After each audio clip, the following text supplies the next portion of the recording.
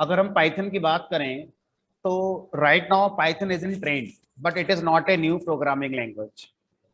ये programming language जावा से भी पुरानी लैंग्वेज है, डॉट नेट से तो बहुत पुरानी हो गई है ना।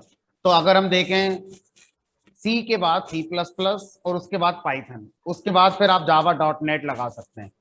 वो लैंग्वेजेस जिनको हम जानते हैं, जो हमारे एक्सपीरियंस में आई हैं, लैंग्वेजेस तो कंप्यूटर साइंस के अंदर बहुत सारी बनी होंगी, बट हमारे एक्सपीरियंस की languages C, C plus plus, dot net, Java, PHP, Python, ये 5-6 रही है हमारी। अगर मैं इनको ईयर वाइज लगा दूं तो पहले सी आएगा, फिर सी प्लस प्लस आएगा, उसके बाद पाइथन आएगी हमारी, उसके बाद फिर आपकी जावा, जावा के बाद फिर आपका डॉट नेट।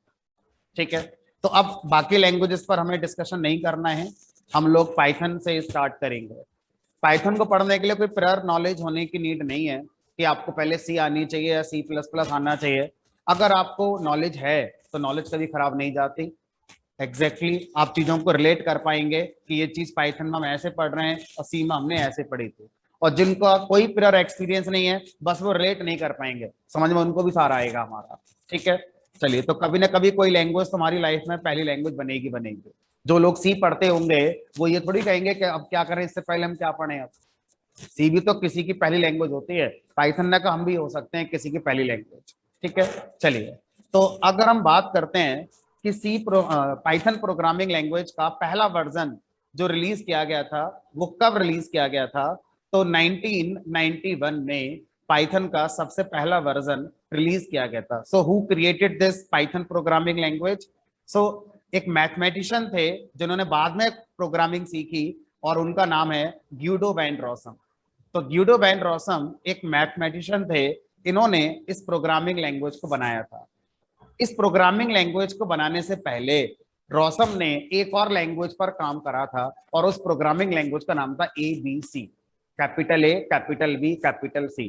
तो अगर कोई आपसे पूछता है कि पाइथन प्रोग्रामिंग लैंग्वेज किस लैंग्वेज से इंस्पायर होकर बनाई गई है, आंसर इज ABC लैंग्वेज। जिस पर्सन ने पाइथन प्रोग्रामिंग लैंग्वेज को क्रिएट किया है, उस पर्सन ने पाइथन से पहले ऑलरेडी एक लैंग्वेज पे काम किया हुआ था जिस लैंग्वेज का नाम था ABC, और उसी लैंग्वेज से इंस्पायर होकर इन्होंने पाइथन प्रोग्रामिंग लैंग्वेज को बनाया था। 1991 में पाइथन का पहला वर्जन रिलीज हुआ था। अब क्वेश्चन आता है, रॉसम ने 1991 में पाइथन का पहला वर्जन रिलीज किया है, तो ये इन्होंने प्रोग्रामिंग लैंग्वेज कहाँ बनाई थी? तो एक रिसर्च ऑर्गेनाइजेशन है नीदरलैंड्स के अंदर, और उस रिसर्च ऑर्गेनाइजेशन का नाम है CWI। CWI की फुल फॉर्म में सी का मतलब सेंट्रम है, डब्ल्यू का मतलब विश्वकुंडे है, आई का मतलब इंफॉर्मेटिका है। तो अगर इसका पूरा नाम बोलें, प्रोनाउंस करें, तो ये हो गया सेंट्रम विश्वकुंडे एंड इंफॉर्मेटिका। ये एक रिसर्च ऑर्गेनाइजेशन है जहां पर रॉसम जॉब किया करते थे। वहां पर जॉब करते हुए इन्होंने ABC लैंग्वेज बनाई। ABC लैंग्वेज के बाद फिर उन्होंने पाइथन प्रोग्रामिंग लैंग्वेज बनाई, और ये रिसर्च ऑर्गेनाइजेशन नीदरलैंड्स के अंदर हमारी है। ठीक है, तो पहला वर्जन जो पाइथन का बनाया गया था वो इस हमारा ईयर में बनाया गया था। अब बात करते हैं कि पाइथन प्रोग्रामिंग लैंग्वेज किस टाइप की लैंग्वेज है। किस टाइप की मतलब ये होता है कि अगर हम देखें तो as programmer we are humans, and ये हमारे पास होता है CPU। हम लोगों को समझ में आता है ABCD 1 2 3 4, plus minus, less than, greater then, करली ब्रेसेस। बट जो हमारी समझ में आता है वो CPU को समझ में नहीं आता है। CPU को ABCD 1 2 3 4 नहीं आते। इसको जो समझ में आता है वो है हमारा machine code 010101।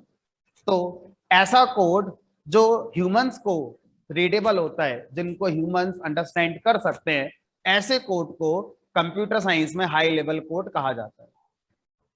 High level code, तो हाई लेवल का मतलब ये नहीं कि बहुत हाई फाई सॉफ्टवेयर बनेंगे, AI का कोड लिखा जाएगा, रोबोटिक्स के सॉफ्टवेयर बनेंगे, नहीं, हाई फाई नहीं है। हाई लेवल का मतलब है ह्यूमन रीडेबल। फाइन। दूसरा टर्म क्या हो गया? Low level. लो लेवल का मतलब हो गया जो CPU अंडरस्टैंड कर पाए, जिसको CPU समझ ले उसे बोलते हैं लो लेवल कोड, यानी कि मशीन कोड हो गया आपका। फिर 010101 जो कोड होता है हमारा, ये हमारा CPU इजीली समझ सकता है। अब एज ए प्रोग्रामर आपको कोड लिखना है, सीपीयू को लिखना नहीं है, उसको तो एग्जीक्यूट करना है। तो अब आप किसको फोकस करोगे, अपने आप को फोकस करोगे या सीपीयू को फोकस करोगे? क्योंकि अगर आपने एबीसीडी में लिख दिया तो सीपीयू को समझ में नहीं आएगा, और अगर आपने सीपीयू वाली लैंग्वेज में लिख दिया तो आपको समझ में नहीं आएगा कि आप लिख क्या रहे हो उसमें। 2 नंबर को प्रिंट ऐड करने का प्रोग्राम ही नहीं बनेगा हमसे। अगर आप लिखते हैं 2+3 तो 2 का मशीन कोड लिखो, प्लस का मशीन कोड लिखो, 3 का मशीन कोड लिखो, कुछ भी समझ नहीं आएगा हमारे, क्या लिख दिया हमने ये। तो इस प्रॉब्लम को सॉल्व करने के लिए प्रोग्रामिंग लैंग्वेजेस क्या कहती हैं कि हम प्रोग्रामर को फोकस करेंगे और प्रोग्रामर से कहेंगे कि आप हाई लेवल कोड बनाइए। सीपीयू को समझाने के लिए बीच में क्या लेकर आएंगे, एक ट्रांसलेटर लेकर आएंगे, और ट्रांसलेटर क्या करेगा, आपके लिखे हुए हाई लेवल कोड को सीपीयू रीडेबल कोड में कन्वर्ट कर देगा। उसके बाद सीपीयू को वो समझ में आ जाएगा। तो सीपीयू की प्रॉब्लम भी सॉल्व हो गई और प्रोग्रामर की प्रॉब्लम भी सॉल्व हो गई। तो इस तरह से हम क्या कर सकते हैं, किसी भी प्रोग्रामिंग लैंग्वेज में हमें पहले पूछना होगा कि एज प्रोग्रामर हम हाई लेवल कोड लिखें या लो लेवल कोड लिखें। अगर लैंग्वेज कहती है लो लेवल कोड लिखेंगे तो शायद हम उस लैंग्वेज को पढ़ने नहीं जा रहे हैं, क्योंकि बहुत कॉम्प्लेक्स होगी। 0 1 0 में कहां तक कोड करेंगे हम लोग।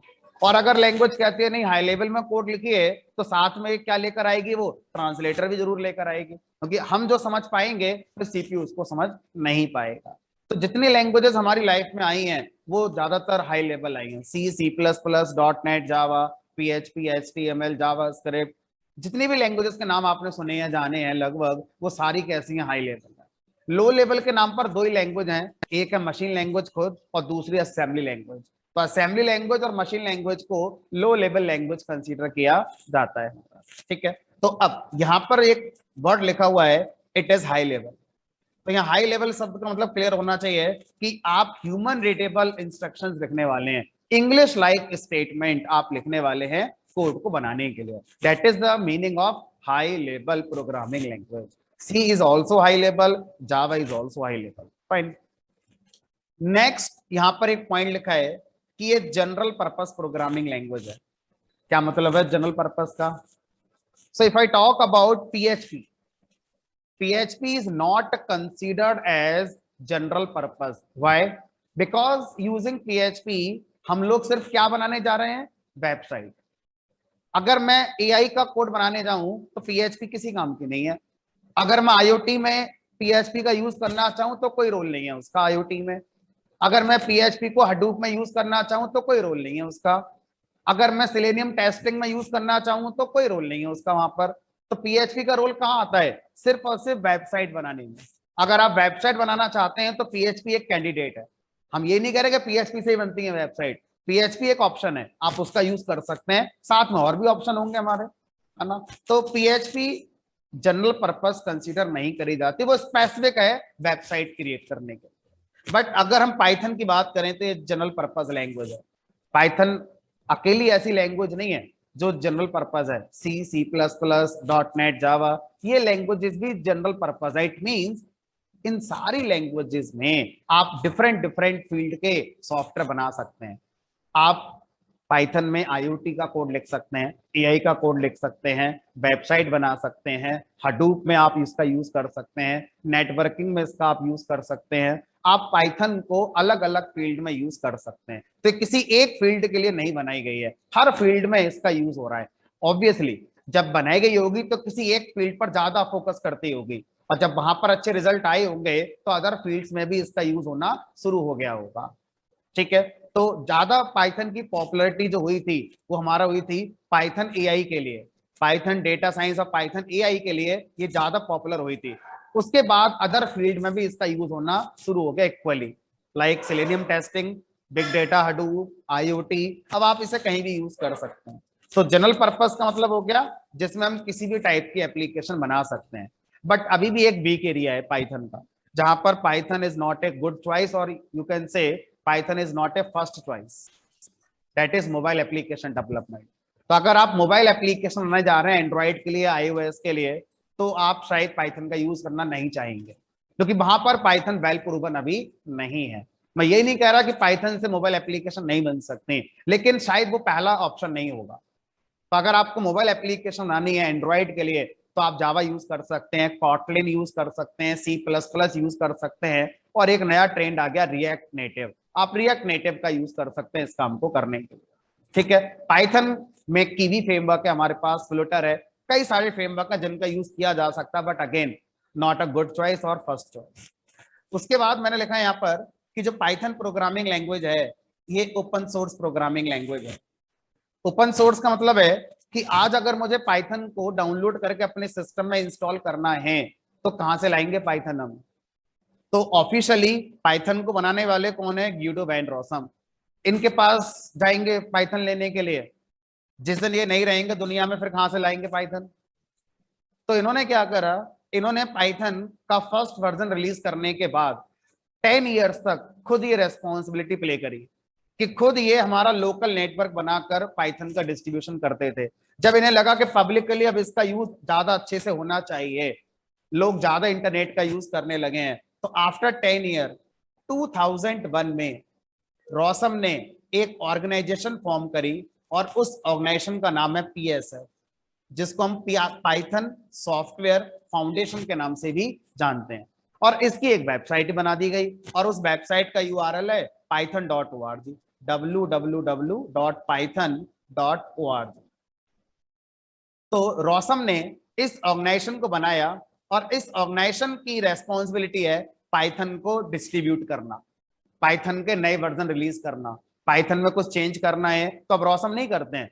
अब ये जो ऑर्गेनाइजेशन है इसके अंदर जो एम्प्लॉइज काम करते होंगे वो इस काम को करते होंगे। ठीक है, तो इस तरह से ये जो ऑर्गेनाइजेशन है, जब हम यहां से पाइथन को लेकर आएंगे तो कितना पैसा लगेगा? 0। Python is open source programming language. अच्छा, तो पाइथन को ओपन सोर्स प्रोग्रामिंग लैंग्वेज हमारा बनाया गया है और ये प्रोग्रामिंग लैंग्वेज हमारा आपसे जब आप डाउनलोड करने जाएंगे तो कुछ भी आपसे चार्ज नहीं करेगी। तो क्या और भी कोई लैंग्वेज है जो इस तरह की है? तो अगर हम बात करते हैं मार्केट की पॉपुलर लैंग्वेजेस की, तो पाइथन के साथ जावा का नाम ले सकते हैं आप और .NET का नाम ले सकते हैं। ये 3 बड़े प्लेयर है मार्केट के अंदर जो प्रोग्रामिंग लैंग्वेज के साथ मार्केट में रह रहे हैं इस समय। तो अगर हम बात करते हैं .NET की, तो .NET किसने बनाया? माइक्रोसॉफ्ट ने। माइक्रोसॉफ्ट कभी कोई चीज फ्री नहीं देता, वो बिजनेस करता है। ठीक है, तो माइक्रोसॉफ्ट का .NET ओपन सोर्स नहीं है, ये पेड है। हाँ, कुछ पोर्शन .NET का इन्होंने ओपन सोर्स किया हुआ है, kind of core .NET, but complete .NET जितनी है वो हमारी पेड है। ठीक है, पूरी की पूरी .NET ओपन सोर्स नहीं है। और जो छोटा सा पोर्शन ओपन सोर्स किया है ये रिसेंटली अभी 3-4 साल पहले ही किया है। कंपटीशन ज्यादा होने लगा पाइथन जावा के साथ, तो .NET थोड़ी पीछे होने लगी थी, तो माइक्रोसॉफ्ट को एहसास हो गया, उसने एक छोटा सा एरिया पाइथन इसका .NET का फ्री कर दिया। ठीक है, जावा जावा जब बनाई गई थी इनिशियली तो ये फ्री थी। जिस कंपनी ने बनाई जावा उसका नाम था सन माइक्रो सिस्टम। 2009-10 में सन माइक्रो सिस्टम को परचेज कर लिया ऑरेकल कंपनी ने, जिसका डेटाबेस ज्यादा फेमस है। ठीक है, तो ऑरेकल कंपनी ने क्या करा, सन माइक्रो सिस्टम को परचेज कर लिया, तो सन माइक्रो सिस्टम के सारे प्रोडक्ट अब किसके नाम से आने लगे? ऑरेकल के नाम से आने लगे। मार्केट को तभी एहसास हो गया था कि अगर ऑरेकल सन माइक्रो सिस्टम को परचेज कर रहा है तो सन माइक्रो सिस्टम के प्रोडक्ट फ्री में क्यों चलाएगा आगे? उसका तो खर्चा आया है ना ऑरेकल वाले का, उसने तो पैसा दिया सन वाले को, वो उसके प्रोडक्ट फ्री में क्यों चलाएगा? तो ये मार्केट को तभी एहसास हो गया था कि एक ना एक दिन जावा पेड जरूर होगी, और वो दिन आ गया। और जावा 11 वर्जन से जावा हमारी पेड है। अगर आप जावा को कॉमर्शियली यूज करते हैं तो आपको ऑरेकल से उसका लाइसेंस लेना पड़ेगा, और अगर आप उसको सीखने के लिए यूज कर रहे हैं तो ऑरेकल कुछ नहीं बोलेगा आपसे। लेकिन अगर उसे पता चल गया कि ये जावा का एक एप्लीकेशन बना हुआ है और इससे बिजनेस किया जा रहा है, तो आप पर केस कर सकता है कि आपने लाइसेंस क्यों नहीं लिया। ठीक है, लेकिन जावा 11 से पहले के जो वर्जन है वो ओपन सोर्स है। तो आज इंडस्ट्री अपडेट हो ही नहीं पा रही जावा में, मजबूरी आ गई उसके सामने, पुराने वर्जन पे चल रही है इंडस्ट्री, क्योंकि वो पुराने वर्जन ओपन सोर्स हैं। जैसे ही नया वर्जन लगाएगी ऑरेकल पीछे खड़ा है, लाइसेंस लो। सबसे बड़ी समस्या किसको आई? गूगल को। क्यों? क्योंकि गूगल ने एंड्रॉइड में क्या लगा रखी है अपनी? जावा। अब करें क्या वहां पर? जावा अपडेटेड यूज करेंगे तो ऑरेकल तैयार खड़ा है, लाइसेंस लो हमसे, अब बिजनेस कराओ हमारा। और अगर पुराने फीचर पर चलते रहेंगे तो एंड्रॉइड कैसे आगे बढ़ेगा फिर? तो इन सारी बातों को गूगल पहले समझ चुका था और गूगल ने क्या करा, एक लैंग्वेज तैयार कराई जावा की नकल बिल्कुल, जिसका नाम है कॉटलिन, KOTLIN। और ये लैंग्वेज की फंडिंग गूगल ने करी, बनाई किसने, जेट ब्रेन्स ने। जेट ब्रेन्स एक ऑर्गेनाइजेशन है, उसने बनाई, फंडिंग करी थी इसने, गूगल ने। तो कॉटलिन को उन्होंने फिर ऐड कर दिया 2017 में, आज से 4 साल पहले कॉटलिन को ऑफिशियल लैंग्वेज बना दिया एंड्रॉइड डेवलपमेंट करने के लिए। तो आज अगर ऑरेकल कुछ भी कहता है तो गूगल पे फर्क नहीं पड़ता, क्यों, क्योंकि उसके पास कॉटलिन है और अब रिएक्ट का ऑप्शन आ गया है हमारे पास। बहरहाल, तो अगर हम जावा की बात करें तो ओपन सोर्स थी, अब नहीं है। जावा 11 से .NET कभी ओपन सोर्स नहीं थी, अब एक छोटा सा पोर्शन ओपन सोर्स कर दिया है। पाइथन हमारा ओपन सोर्स चलती आ रही है, ठीक है। हाँ हाँ, पाइथन हमारा ओपन सोर्स प्रोग्रामिंग लैंग्वेज है, जब से चलती आ रही है। अब आप बोलेंगे सर मान लो पाइथन भी फ्यूचर में लाइसेंस वाला हो गया, तो हमने कहा देखो फ्यूचर किसने देखा, आप ऐसा मान सकते हैं, ऐसा सोच सकते हैं कैसा हो सकता है, लेकिन ऐसा होने के चांस कम क्यों है, क्योंकि पाइथन पर ऊपर गूगल का हाथ रखा हुआ है। गूगल ने पाइथन को हैवीली यूज कर रखा है अपने प्रोजेक्ट्स के अंदर। अगर PSF लाइसेंस के साथ पाइथन को रिलीज करना भी चाहेगा तो गूगल मना कर देगा, मत करो, जो पैसा चाहिए हमसे ले लो। तो ऐसा होने के चांस ना के बराबर है, लेकिन ये कहना तो गलत होगा कि इम्पॉसिबल है कि पाइथन आगे चल के लाइसेंस वाली नहीं होगी, हो सकती है, बिजनेस है, पैसा है, कब किसका दिमाग क्या हो जाए नहीं पता। बट अभी जो मार्केट ट्रेंड लग रहा है उसके हिसाब से गूगल ऐसा नहीं होने देगा, वरना गूगल के बहुत लाखों करोड़ रुपए के जो प्रोजेक्ट चल रहे हैं वो सब बेकार हो जाएंगे उसके, ठीक है। चलिए फिलहाल तो ये हमारा पाइथन से रिलेटेड कुछ नॉन टेक्निकल बातें थी जो मैंने बताई इस ओपन सोर्स पॉइंट पर। तो आज की डेट में पाइथन हमारा ओपन सोर्स प्रोग्रामिंग लैंग्वेज है। उसके बाद आता है बाइट कोड इंटरप्रेटर। इस वर्ड का मीनिंग क्या है, मैंने बताया कि एज ए प्रोग्रामर आपने अपना कोड लिखा और आप अपना कोड लिखते हैं इंग्लिश लाइक स्टेटमेंट में, print, if, else, for, while, है ना, इस तरह के आप कोड लिखते हैं। तो आप इंग्लिश लाइक स्टेटमेंट यूज कर रहे हैं क्योंकि आपको समझ में आ जाते हैं। और फिर मैंने कहा था ये CPU है, इसको कुछ समझ नहीं आता ABCD क्या होती है, इसको 0 1 समझ में आता है। फिर मैंने कहा था एक ट्रांसलेटर होगा और वो ट्रांसलेटर क्या करेगा, हमारे स्टेटमेंट को CPU रीडेबल स्टेटमेंट में कन्वर्ट करेगा। तो उस ट्रांसलेटर का नाम रखा गया इंटरप्रेटर। तो जो इंटरप्रेटर है हमारा, ये क्या करेगा, ये हमारे इस कोड को CPU रीडेबल कोड में कन्वर्ट करेगा। लेकिन कैसे करेगा, तो इंटरनली इंटरप्रेटर क्या करेगा, सबसे पहले हमारे कोड को कंपाइल करेगा। तो अगर कोई ये पूछता है कि क्या पाइथन कंपाइल होती है, तो उसका आंसर है यस, पाइथन कंपाइल होती है। बट इंटरेस्टिंग पॉइंट क्या है कि पाइथन को कंपाइल करना बाय प्रोग्रामर ये मैंडेटरी नहीं है। आप अपना कोड लिखकर सीधा इंटरप्रेटर को दे दीजिए, इंटरप्रेटर खुद कंपाइलेशन का रोल प्ले करता है। लेकिन अगर आप कहीं नहीं, हम तो सी और जावा की तरह खुद ही कंपाइल करेंगे, एक एक्स्ट्रा स्टेप करेंगे परफॉर्म, तो आप कर सकते हैं। यानी पाइथन को आप चाहें तो आप खुद से कंपाइल कर सकते हैं। जनरली हमें करने की जरूरत नहीं है क्योंकि इंटरप्रेटर कह रहा है मैं खुद कर दूंगा, तो आप एक्स्ट्रा ओवरहेड क्यों ले रहे हैं, ठीक है। तो हम कैसे करेंगे ये सीख सकते हैं आगे चलकर। तो पहले इंटरप्रेटर क्या करेगा, जो भी हमने कोड लिखा है उसको कंपाइल करेगा, यानी उसमें सिंटैक्स एरर चेक करेगा। अगर कोई भी सिंटैक्स एरर आ गई तो आगे का कोई मशीन कोड नहीं बनता, क्योंकि जब आपने लिखा जो कोड है वो गलत है, सिंटैक्स एरर उसमें आ रही है, तो उसका मशीन कोड नहीं बनेगा। लेकिन अगर आपने जो कोड लिखा है वो सिंटैक्टिकली करेक्ट है, जैसा पाइथन के बताए गए रूल्स हैं उसके अकॉर्डिंग लिखा गया है, तो अब हमारे लिखे हुए कोड का मशीन कोड नहीं बनता, सीधा एक इंटरमीडिएट कोड बनेगा, एक बीच का कोड बनेगा। उस इंटरमीडिएट कोड को बोलते हैं बाइट कोड। अब ये जो बाइट कोड है, अगेन ये एक ऐसा कोड है जो ना एज ह्यूमन हमारी समझ में आएगा और ना CPU को समझ में आएगा। यानी कि ये ना तो इंग्लिश लाइक स्टेटमेंट कंटेन करता है और ना ही ये 0 1 कंटेन करता है। तो बनाया क्यों फिर इसे, क्योंकि ना तो ये मेरे काम का है ना CPU के काम का है। तो इसको बनाने का एक फायदा है, इस बात की गारंटी है कि इसमें एरर नहीं होगी। इसमें गारंटी ले सकते हो कि एरर नहीं होगी, हमने कहा नहीं, ये तो इंसान का लिखा हुआ कोड है, गलती तो हो सकती है उससे। ये भी CPU को समझ में नहीं आएगा लेकिन इसमें एरर हो सकती है, ये भी CPU को समझ में नहीं आएगा लेकिन ये एरर फ्री होगा। ये तभी बनेगा जब आपके कोड में कोई एरर नहीं होगी। अब क्या करेगा इंटरप्रेटर, इंटरप्रेटर कंपाइलेशन प्रोसेस करने के बाद अपने अंदर एक कंपोनेंट यूज करता है पीवीएम। जो भी ऑनलाइन क्लास ले रहे हैं मैं सबको अनम्यूट कर रहा हूं, सॉरी सबको म्यूट कर रहा हूं। कोई क्वेश्चन किसी का होगा हैंड रेस करेंगे, अनम्यूट कर दूंगा, चैट में आप लिख सकते हैं, ठीक है।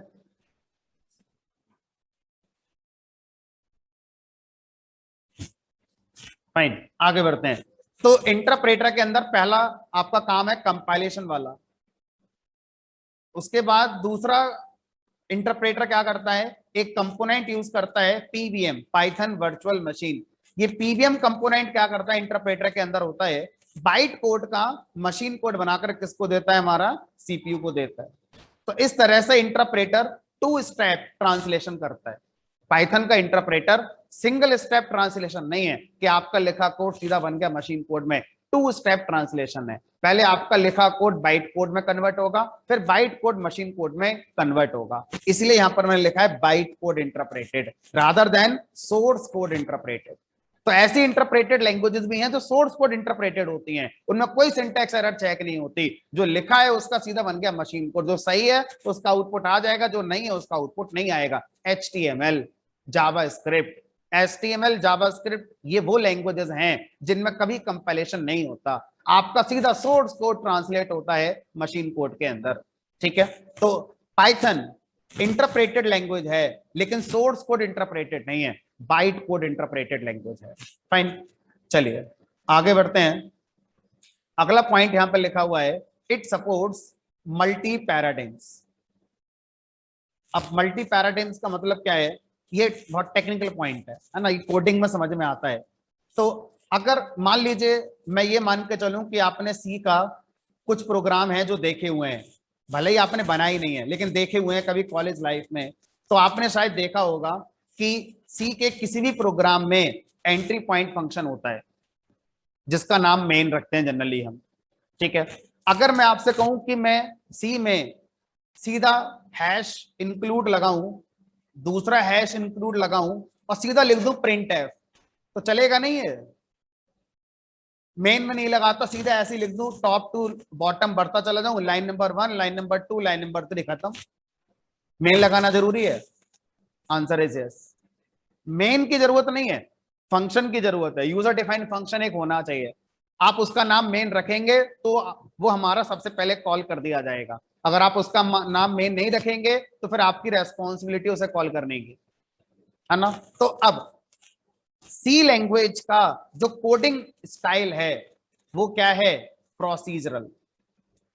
प्रोसीजरल, प्रोसीजरल का मतलब होता है कि जो भी लिखना है फंक्शन बनाएंगे और फंक्शन के अंदर अपना कोड लिखेंगे, जो भी लिखना है। बिना फंक्शन बनाए आप हेलो प्रिंट नहीं कर सकते, 2 नंबर का सम नहीं कर सकते, कुछ नहीं कर सकते बिना फंक्शन बनाए। सिर्फ कुछ चीजें अलाउड हैं, हेडर फाइल इंक्लूड कर सकते, ग्लोबल वेरिएबल डिफाइन कर सकते हो, स्ट्रक्चर डिफाइन कर सकते हो, ये चीजें कर सकते हो, लेकिन कोई लॉजिकल पार्ट आप नहीं बना सकते। एडिशन, मल्टीप्लीकेशन, लूप लगाना, कंडीशन लगाना, यूजर से इनपुट लेना, ये नहीं कर सकते डायरेक्ट। ये करने के लिए आपको एक फंक्शन पहले बनाना पड़ेगा, उसके अंदर जाके कोड लिखना पड़ेगा। तो ऐसी प्रोग्रामिंग लैंग्वेज को बोलते हैं प्रोसीजरल प्रोग्रामिंग लैंग्वेज। तो पाइथन कह रहा है कि हम सपोर्ट करते हैं इसको भी, हम फंक्शन के साथ भी कोड लिख सकते हैं। अच्छा, उसके बाद जावा को अगर किसी ने कभी देखा हो तो जावा कहती है कि सबसे पहले क्लास बनाओ और क्लास के अंदर आपने जो लिखना है अपना कोड बना के लिखो। बिना क्लास बनाए आप कोड नहीं बना सकते, that is known as object oriented programming. Python कहती है हम इसको भी सपोर्ट करते हैं। यानी कि आज मैं आपको पहला प्रोग्राम बनाना सिखाऊंगा तो मेरे पास 2 ऑप्शन अवेलेबल है। मैं चाहूं तो सी की तरह एक फंक्शन बनाऊं पहले और फंक्शन के अंदर आपका हेलो प्रिंट करा के दिखा दूं। दूसरा ऑप्शन जावा वाली स्टाइल, मैं आपको क्लास बनाऊंगा और क्लास के अंदर मैं हेलो प्रिंट करके दिखा सकता हूं, ठीक है। पाइथन ना का एक और है हमारे पास जो ना सी सपोर्ट करती है ना जावा सपोर्ट करती है, वो क्या है, बिना फंक्शन बनाए, बिना क्लास बनाए डायरेक्ट टॉप लेवल पर आप अपना कोड लिख दीजिए। एंट्री पॉइंट वही होगा जो सबसे पहला स्टेटमेंट है।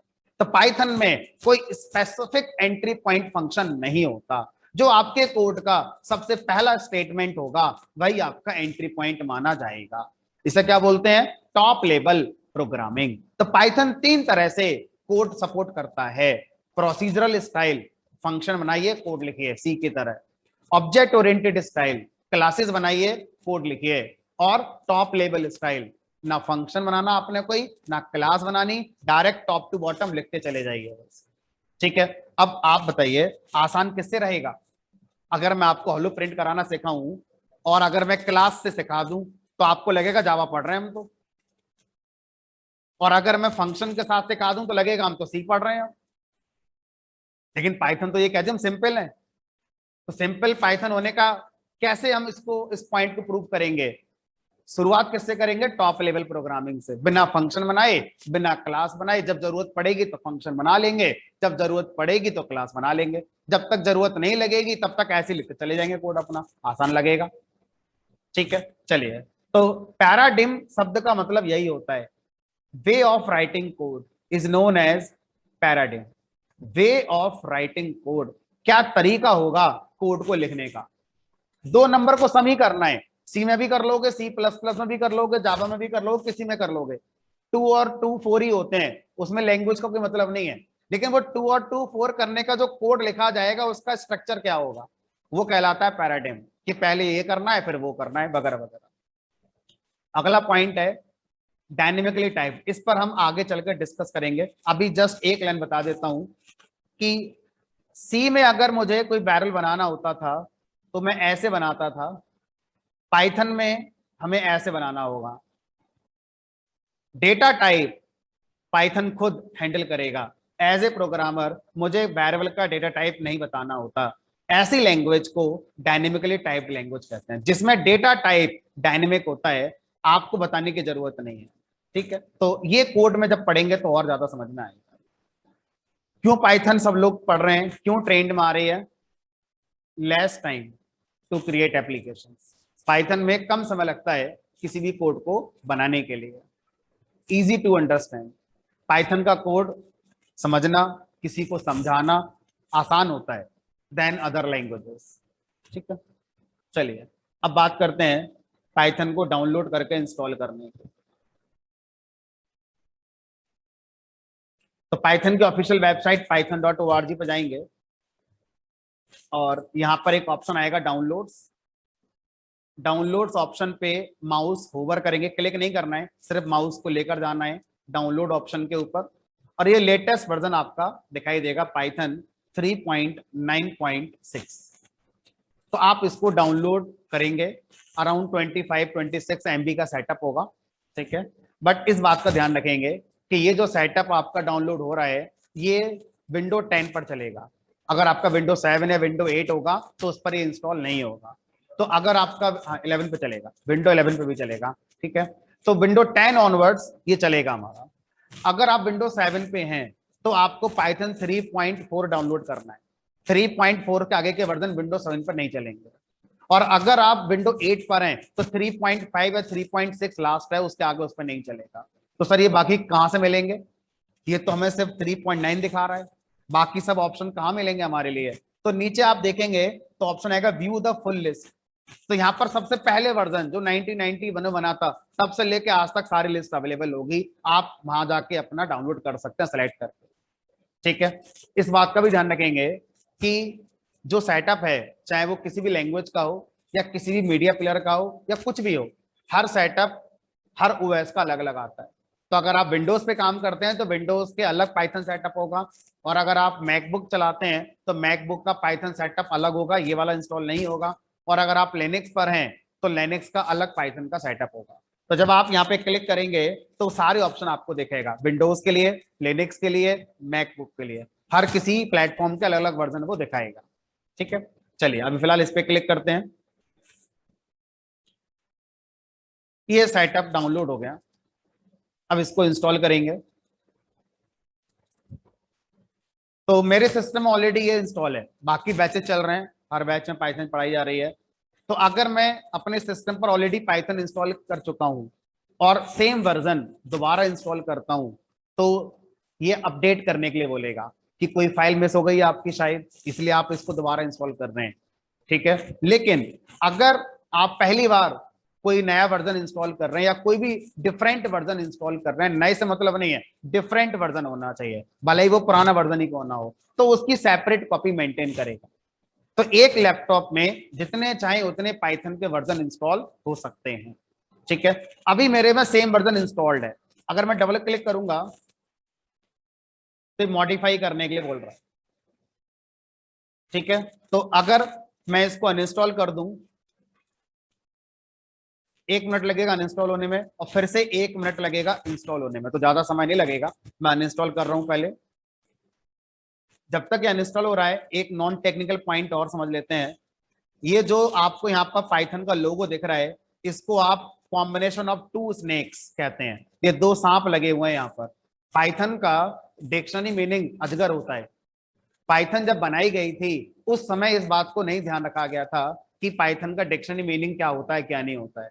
धीरे धीरे पाइथन जब पॉपुलर होना शुरू हो गई तो पाइथन के क्रिएटर्स को एहसास हुआ कि जब कोई भी इंसान पहली बार पाइथन वर्ड सुनता है तो ब्रेन में उसके लैंग्वेज नहीं आती है, ब्रेन में उसके सांप और अजगर आते हैं। तो उन्होंने क्या करा, एक फन देने के लिए, एक साइंस देने के लिए 2006 में पाइथन का एक नया लोगो तैयार किया और वो नया लोगो था कॉम्बिनेशन ऑफ टू स्नेक्स। 2006 से पहले पाइथन का ये लोगो नहीं था, पाइथन का एक डिफरेंट लोगो था हमारा। सिर्फ एक फन सेंस देने के लिए पाइथन का लोगो बना दिया कॉम्बिनेशन ऑफ टू स्नेक्स।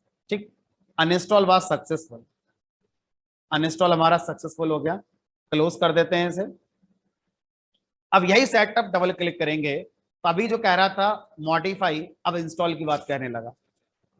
ठीक है, तो अब इसको इंस्टॉल करते समय हम इस बात का ध्यान रखेंगे कि नीचे एक ऑप्शन आता है ऐड पाइथन 3.92 पाथ।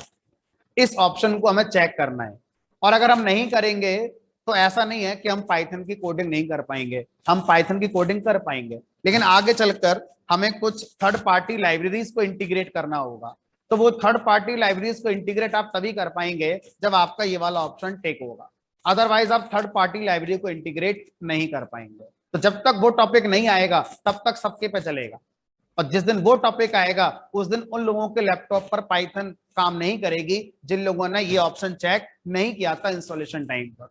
तो क्या करें फिर? अब हमने कर ली इंस्टॉल, मान लो आप में से कुछ ने ऑलरेडी इंस्टॉल कर रखी है, तो हमने कहा अभी जैसी हो रखी है ऐसी बढ़ते रहो आगे, जब वो दिन आएगा अनइंस्टॉल कर लेना 1 मिनट, दोबारा इंस्टॉल कर लेना फिर से 1 मिनट, 2 मिनट का काम है। ठीक है, अभी करना चाहो तो अभी कर लो इंस्टॉल, आप पे डिपेंड करता है। तो मुझे याद है तो मैंने चेक बॉक्स पे क्लिक कर दिया, उसके बाद इंस्टॉल नाउ पे क्लिक कर देते। जब तक ये हो रहा है एक और नॉन टेक्निकल पॉइंट, पाइथन को रोशम ने जब बनाया था तो इसका नाम उन्होंने पाइथन क्यों रखा था, कुछ और रख लेते। तो रोशम एक इंटरव्यू में आए थे अभी ऑक्सफोर्ड में, वहां पर उन्होंने एक इस इंटरव्यू में बताया था, यूट्यूब पर पड़ा हुआ इंटरव्यू में, आप जाकर सर्च करना मिल जाएगा, रोशम इंटरव्यू एट ऑक्सफोर्ड मिल जाएगा। तो वहां उन्होंने बताया था कि पाइथन प्रोग्रामिंग लैंग्वेज जब बना रहे थे उससे पहले बीबीसी चैनल पर एक कॉमेडी शो आता था जिसका नाम था मोंटी पाइथन्स फ्लाइंग सर्कस। वो एक कॉमेडी शो था, रोशम उसको बहुत लाइक करते थे।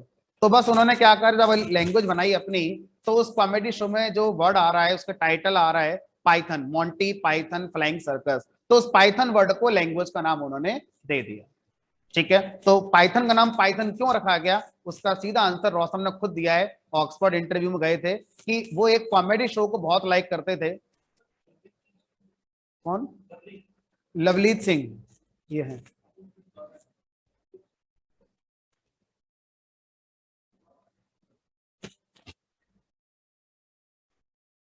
जाओ जल्दी मिलकर आओ भाई।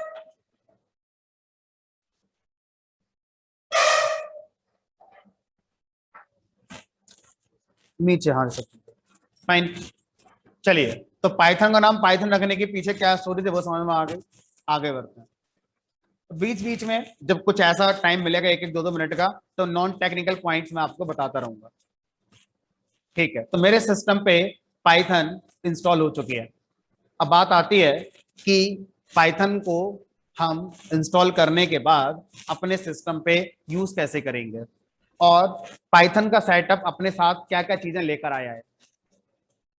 तो आप सोचिए, जितना मैंने अभी तक आपको समझाया, एज ए प्रोग्रामर आप कोड लिखेंगे, उसके बाद आपको किसकी जरूरत पड़ेगी मशीन कोड बनाने के लिए?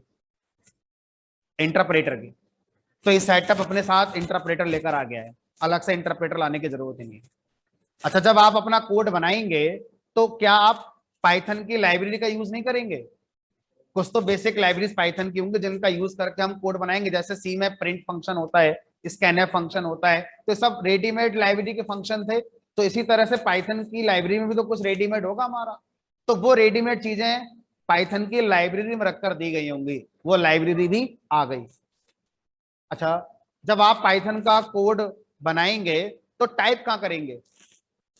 कहीं ना कहीं तो टाइप करेंगे। तो एक ऑप्शन है नोटपैड। भाई नोटपैड पे आप टाइप कर सकते हैं, लेकिन नोटपैड तो नहीं जानता ना पाइथन क्या होती है। नोटपैड तो एक जनरल टेक्स्ट एडिटर है, उसको डॉट नेट जावा पीएचपी से मतलब ही नहीं है हमारा, है ना। तो नोटपैड पे भी लिख सकते हैं, लेकिन पाइथन सेटअप के साथ एक पाइथन का एडिटर भी आपको कंबाइन करके दे दिया गया है। तो पाइथन के कई सारे एडिटर आते हैं, एनाकोंडा हो गया, पाइचाम हो गया, VS कोड हो गया, आइडल हो गया, स्पाइडर, कई सारे एडिटर है पाइथन के जो यूज होते हैं इंडस्ट्री के अंदर। इन सबको इस सेटअप के साथ कंबाइन करके नहीं दिया गया है, इनमें से किसी एक को दिया गया है और वो है आइडल, IDLE। तो जो आइडल सेटअप है वो हमारा इस पाइथन इंस्टॉलर के साथ आ चुका होगा।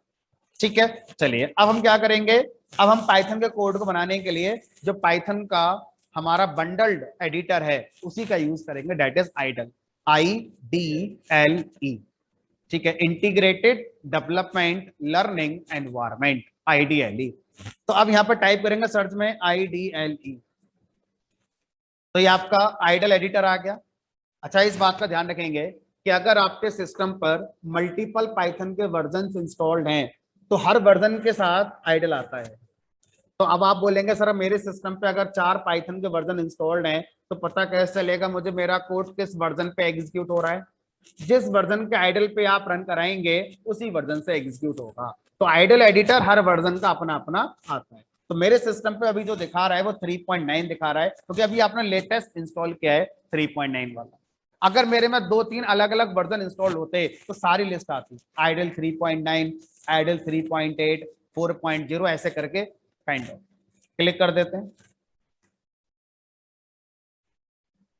अब हमारे सामने सबसे पहली स्क्रीन जो आ रही है, सबसे पहली स्क्रीन आइडल को लॉन्च करते ही आती है, इसको बोलते हैं आइडल शेल।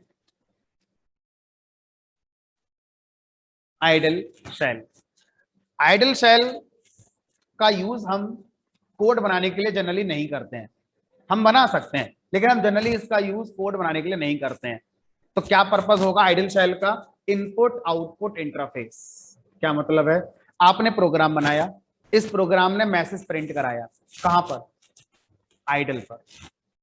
ये प्रोग्राम है 2 नंबर को ऐड करता है, 2 नंबर यूजर पास करेगा, यूजर ने कीबोर्ड से टाइप करा, टाइप होते ही वो प्रोग्राम में नहीं जाएंगे, कहां टाइप होंगे? वो आइडल। तो जो आइडल है वो इनपुट आउटपुट इंटरफेस है, प्रोग्राम और यूजर के बीच में जो भी इनपुट आउटपुट होगा उस आइडल के थ्रू हमारा होगा। ठीक है, तो इसे क्या बोलते हैं? इनपुट आउटपुट इंटरफेस बोला जाता है। ठीक है, आप अपनी भाषा में से स्क्रीन बोलें, मॉनिटर बोलें, जो बोलना चाहे बोल सकते हैं, बट सही इसका टेक्निकल नाम है इनपुट आउटपुट इंटरफेस। ठीक है, अब सर मुझे कोड बनाना है तो कहां बनाऊं मैं? तो कोड बनाने के लिए आइडल का अपना एडिटर आता है, वो कहां से लॉन्च होगा? तो उसके लिए आप आइडल शेल पे जाएंगे और यहां पर एक ऑप्शन आएगा फाइल, इस फाइल ऑप्शन पे आप क्लिक करेंगे, फिर आएगा न्यू फाइल, इस पे क्लिक करेंगे और आपका आइडल एडिटर ओपन हो जाएगा। तो ये आपका आइडल शेल है जहां पर आउटपुट प्रिंट होता है, या यूजर जो भी इनपुट देना चाहता है इनपुट यहां से प्रोग्राम के पास आता है हमारा। ठीक है, ये आपका एडिटर हो गया, नोटपैड के जैसा ही है लेकिन ये कलरफुल होगा हमारा थोड़ा, और यहां पर आप अपना कोड बनाते हैं। अब हम रेडी हैं अपना पाइथन का पहला कोड बनाने के लिए। पहला कोड किसी भी लैंग्वेज में हेलो प्रिंट करने वाला होता है, तो आप वही चीज यहां पर भी कर सकते हैं। ऐसा करने के लिए सी में प्रिंट एफ फंक्शन है, C++ में सी आउट होता है, जावा में system dot out dot println होता है, इक्विवेलेंट पाइथन में भी कुछ होता होगा। तो पाइथन के अंदर जो हमारा पाइथन का लाइब्रेरी फंक्शन है उसका नाम है प्रिंट, उसमें एफ नहीं लगा हुआ है, जस्ट प्रिंट। तो हम क्या लिखेंगे? प्रिंट। अब जब हम लिखने की बात करेंगे तो कोई भी चीज लोअर केस में लिखी जा सकती है, अपर केस में लिखी जा सकती है। तो क्या पाइथन केस सेंसिटिव है? अगर पाइथन केस सेंसिटिव है, इसका मतलब है जो चीजें लाइब्रेरी में लोअर केस में बताई गई हैं, लिखते समय लोअर केस में लिखनी चाहिए, सेम विद अपर केस। लेकिन अगर पाइथन कह दे कि नहीं, हम केस सेंसिटिव नहीं है, चाहे आप लोअर केस में लिखो चाहे अपर केस में लिखो, सब सही है, तो फिर हमें ये सब फोकस करने की जरूरत नहीं होगी। लेकिन ऐसा नहीं है, पाइथन एक केस सेंसिटिव लैंग्वेज होती है। तो आपको ध्यान रखना होगा कि जो भी चीजें आप कोड में लिख रहे हैं, जिस केस में लिख रहे हैं, वो उस केस में लिखी जाती हो। तो प्रिंट फंक्शन या पाइथन की लाइब्रेरी में n फंक्शन है, मान लीजिए नंबर ऑफ फंक्शंस n है। अब n की वैल्यू लाख हो सकती है, 10 लाख हो सकती है। तो इन n फंक्शंस में से 99.99% फंक्शन लोअर केस में लिखेंगे। तो आपको याद करने की जरूरत नहीं है फंक्शन में के लोअर में कि अपर में। मैंने आपको एक हिंट दे दिया कि पाइथन में अगर n फंक्शन है तो उनका 99% पार्ट लोअर केस में ही आपको यूज करना है। एक्सेप्शनली कोई फंक्शन ऐसा होगा जो अपर केस लेटर से शुरू होगा या जिसका सारे लेटर अपर केस में होंगे, एक्सेप्शनली जब वो आएगा तो आपको बता दिया जाएगा। बाय डिफॉल्ट आप मान के चलेंगे वो लोअर केस में है। ठीक है, तो लिख दिया मैंने यहां पर प्रिंट।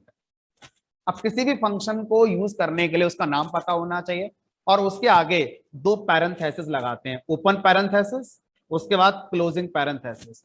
इस पूरे सिंटैक्स को बोलते हैं फंक्शन एग्जीक्यूशन या फंक्शन कॉलिंग।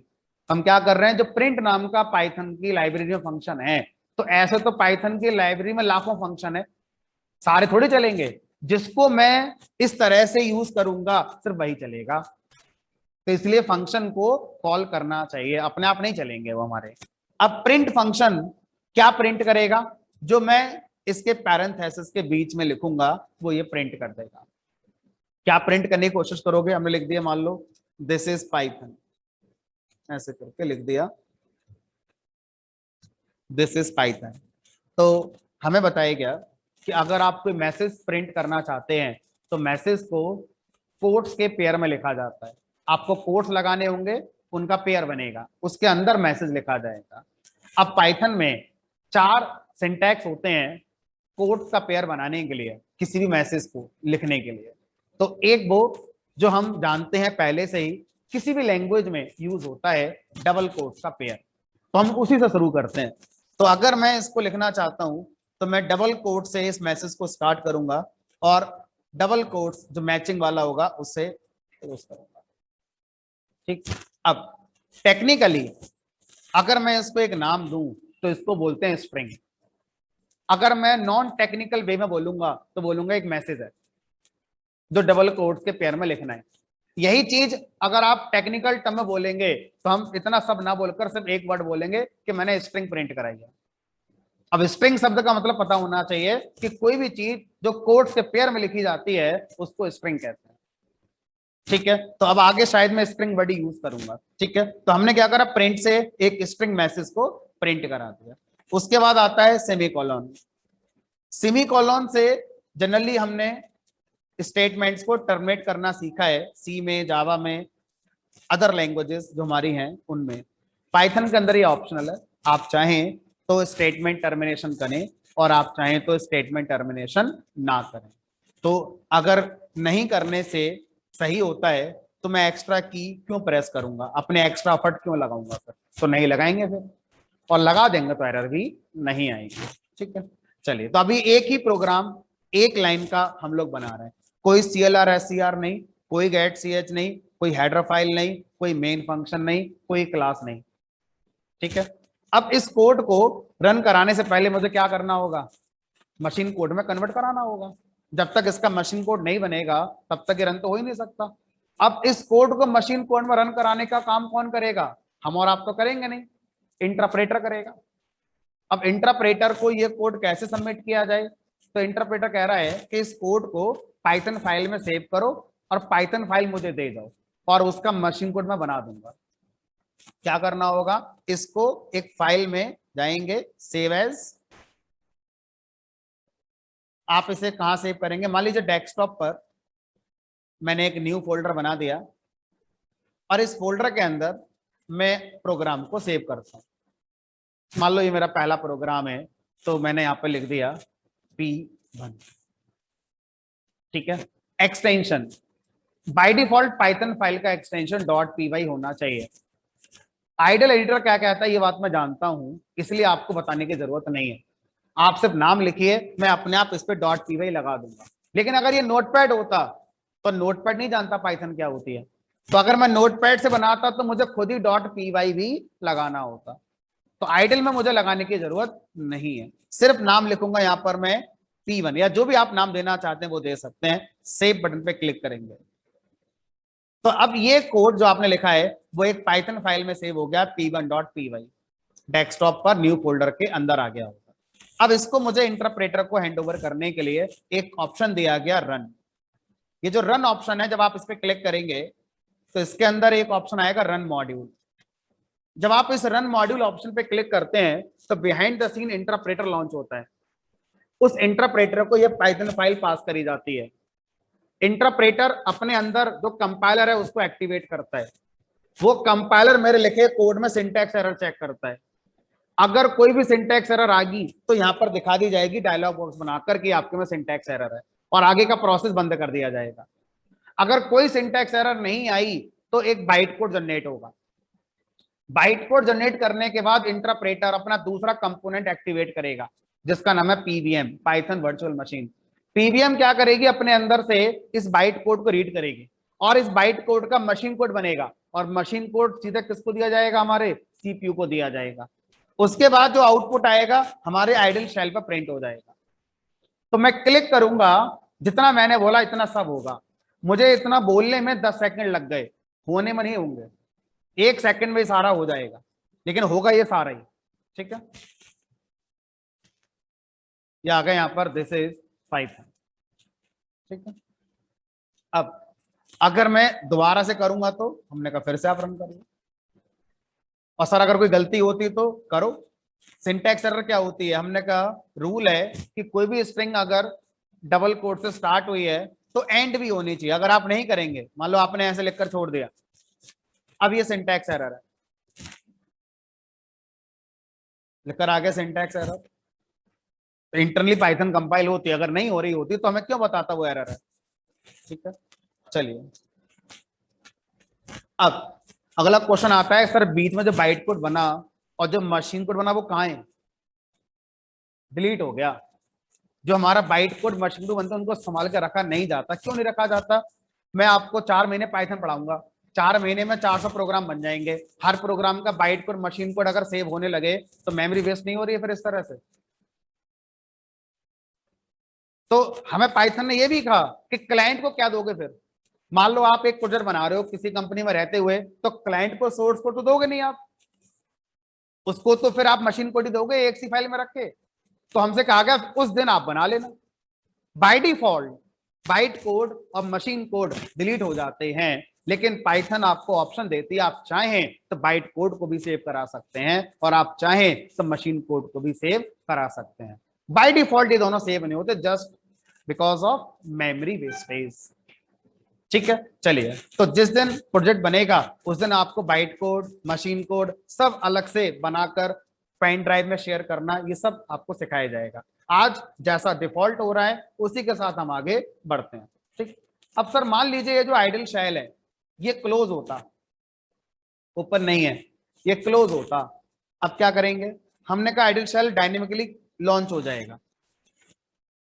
और अगर ऑलरेडी आइडल शेल लॉन्च है तो उसी पर आउटपुट आगे आना शुरू हो जाता है। और आप बोलोगे नहीं सर मुझे तो क्लियर स्क्रीन करनी है, तो यहां पर क्लियर स्क्रीन नहीं चलती। क्या करेंगे, आइडल शेल पुराना वाला जिसमें बहुत सारा आउटपुट आ गया उसे क्लोज कर दो, अब रन करा दो, हो गई क्लियर स्क्रीन। तो CLR SCR कॉन्सेप्ट यहां पर नहीं है। ठीक है, चलिए अब आगे बढ़ते हैं। सर मान लीजिए आज हमने एक प्रोग्राम बना लिया और अब आगे हम नहीं पढ़ेंगे, और अब मान लीजिए कल हो गई। अब अगर कल हो गई तो मैं जरूरी है कि कल एक नया प्रोग्राम बनाऊंगा, हो सकता है पुराना प्रोग्राम ही रन कराऊं दोबारा। तो आपने अभी जो सिखाया है वो ये है कि शुरू से कैसे बनाया जाएगा, लेकिन अब ऐसा भी तो होगा ज्यादा बार कि हम तो कहीं से डाउनलोड करके ले आए पाइथन का प्रोग्राम, अब बस उसे रन कराएंगे सीधे। क्योंकि मैंने आपसे कहा कि जितने प्रोग्राम मैं क्लास में आपको कराऊंगा वो सब आपको शेयर करूंगा। तो जब आप उन्हें अपने सिस्टम में डाउनलोड करेंगे तो आपको सब क्या करना है, उनको रन करना है। बनाना नहीं है। तो क्या करोगे, मान लो आपने डाउनलोड करके ये किसी जगह पर रख लिया, अब आप क्या क्लिक करोगे, डबल क्लिक करोगे, उससे कुछ नहीं होगा। अब आप बोलोगे रन कैसे होगा ये, तो ये मोबाइल में रन तो होगा नहीं, सिस्टम पे रन होगा हमारा, जिसमें आइडल इंस्टॉल होगी, पाइथन इंस्टॉल होगी। राइट क्लिक करेंगे, जिस पाइथन फाइल को रन करना है, सिर्फ रन करना है, तो उस पाइथन फाइल पर माउस लेकर जाएंगे, राइट क्लिक करेंगे, ऑप्शन आएगा एडिट विद आइडल, और फिर इसको ओपन करेंगे। ये आपका ओपन हो गया, अब आप रन करा दीजिए। ठीक है, चलिए अब आगे बढ़ते हैं। तो मैंने आपसे कहा था कि पाइथन में स्ट्रिंग को दिखाने के 4 तरीके होते हैं। अभी हम एक तरीका पढ़ रहे हैं, ये वो है जो सी में भी चलता है, सी प्लस प्लस में भी चलता है, जावा में भी चलता है, डॉट नेट में भी चलता है। अब एक और तरीका है जो सिर्फ पाइथन में चलता है। इवन 3 तरीके और पढ़ाऊंगा सेम आउटपुट लाने के। तो अगर मैं इस प्रोग्राम में चेंज कर दूं, तो एंड ऑफ द क्लास मेरे पास एक ही प्रोग्राम रहेगा फिर, और जो सबसे आखिरी चेंज करके दिखाए होंगे वो मुझे प्रोग्राम में देखेंगे फिर। बट मैं चाहता हूं कि हर प्रोग्राम की सेपरेट फाइल बने और आपको दी जाए, ताकि आप घर जाके उन्हें समझ पाए कि इस प्रोग्राम में क्या अलग किया गया है। कैसे करेंगे, तो मैं क्या करूंगा, इस पाइथन फाइल की एक कॉपी क्रिएट कर लूंगा। कैसे करेंगे, फाइल ऑप्शन पे जाएंगे, सेव एज पे क्लिक करेंगे, और जब सेव एज पे क्लिक करेंगे तो ये क्या करेगा, एक नई पाइथन फाइल बनाएगा। उस नई पाइथन फाइल में वो सारा कोड पहले से लिख जाएगा जो अभी इस वाली पाइथन फाइल में लिखा हुआ है। लेकिन आपसे पूछेगा कि नई पाइथन फाइल जो आप बनाएंगे उसका नाम क्या रखना चाहते हो, तो मान लो मैंने उसका नाम P2 कर दिया, और जैसे ही मैं सेव पे क्लिक करूंगा, अभी देखो ये P1 वाली खुली हुई है, जैसे ही मैं इस पे क्लिक करूंगा P1 वाली फाइल क्लोज हो जाएगी और ऑटोमेटिकली P2 वाली ओपन कर दी जाएगी। देखो, अब अगर मैं कोई भी चेंज करूंगा इस कोड में, तो वो कहां पे चेंज हो रहा होगा, P2 वाली फाइल में हो रहा होगा, P1 फाइल अपनी अलग सेव हो गई है। ठीक है, तो जब भी हम कोई कोड में चेंजेस करेंगे, तो सेव एज करके एक कॉपी बना लेंगे और उसमें चेंज करते रहेंगे। पुराना कोड भी रह जाएगा मेरे पास और चेंजेस भी आ जाएंगे, और शुरू से लिखना भी नहीं पड़ेगा मुझे सब कुछ। ठीक है, चलिए अब दूसरा तरीका, सिंगल कोट्स के पेयर में भी पाइथन स्ट्रिंग को रिप्रेजेंट कराता है। सी लैंग्वेज में सिंगल कोट्स के पेयर में सिर्फ एक करेक्टर आता था, एक से ज्यादा करेक्टर सिंगल कोट्स के पेयर में आप नहीं लिख सकते थे, और उसे करेक्टर कहते थे। पाइथन ने कहा हमारे यहाँ करेक्टर होता ही नहीं है, जो भी है स्ट्रिंग है। अगर वो सिंगल करेक्टर है तब भी उसे स्ट्रिंग कहा जाएगा। ठीक है, और अगर आप सिंगल कोट्स के अंदर एक से ज्यादा करेक्टर लिखते हैं तब भी वो स्ट्रिंग है। तो इसका आउटपुट वही आएगा जो इससे पहले वाले का आया था। एक छोटा सा चेंज कर देते हैं ताकि लगे चेंज आया। लिख दिया Python is a simple, this is simple, लिख दिया पाइथन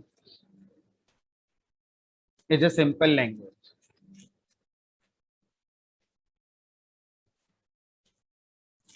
अब इसको सेम सब कुछ वही रन कराना है।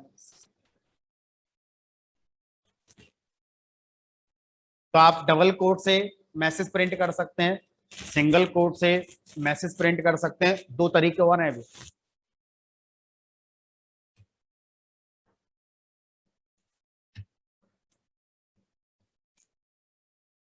पाइथन ने कहा कि आप किसी भी स्ट्रिंग को 3 टाइम्स डबल कोट से स्टार्ट करिए, 1 2 3, और सेम मैचिंग कोड से क्लोज कर दीजिए, 1 2 3। ये भी क्या कहलाएगी हमारी, ये भी हमारा मैसेज चेंज कर दिया, ये भी हमारा स्ट्रिंग कहलाएगी।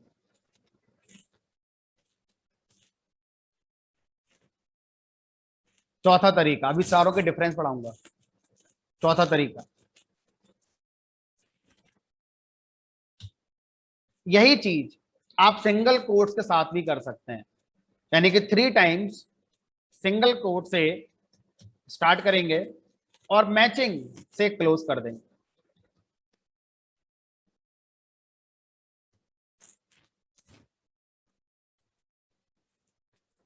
ठीक है, अब चारों में डिफरेंस क्या है, कब कौन सा यूज करना चाहिए, जब एक से ही काम हो रहा था बाकी तीन क्यों दे दिए, उनको समझते हैं। तो ऐसी बहुत सी सिचुएशन है जहां पर हमें अलग अलग सिंटैक्स का यूज करना होगा। मेरी रिक्वायरमेंट है कि मैं जो बाकी लैंग्वेजेस ने सिखाया है और पाइथन में भी होता है उसी सिंटैक्स का यूज करते हुए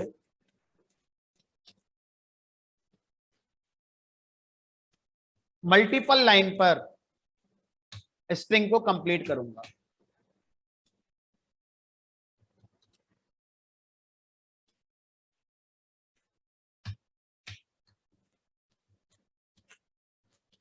हमने कभी ऐसा शायद सोचा नहीं होगा सी जावा पढ़ते समय कि क्या स्ट्रिंग को मल्टीपल लाइन पर लिखा जा सकता है।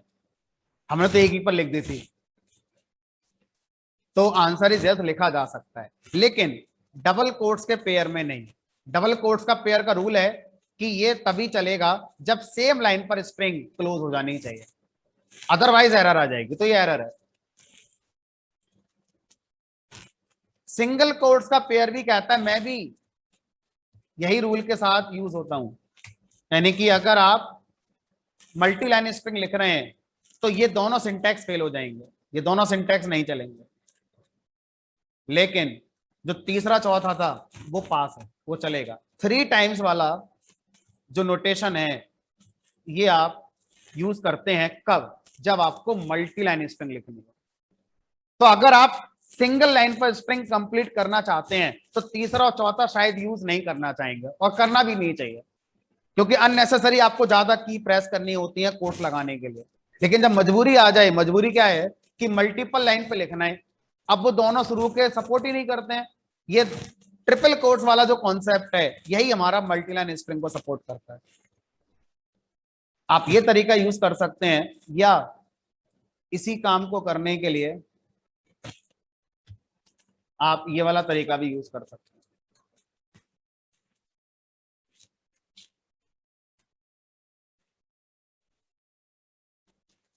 तो अभी चार सिंटैक्स को हम दो दो के पार्ट में समझ पा रहे हैं। जो थ्री टाइम्स वाला कोट्स का पेयर है वो तभी यूज हम करना चाहेंगे जब हम मल्टी लाइन स्ट्रिंग को लिखते हैं। तो ऐसा नहीं है कि तब ही यूज होगा, हम सिंगल लाइन स्ट्रिंग के लिए भी थ्री टाइम्स वाला नोटेशन यूज कर सकते हैं, बट ऐसा करने की कोई वजह होगी नहीं हमारे पास।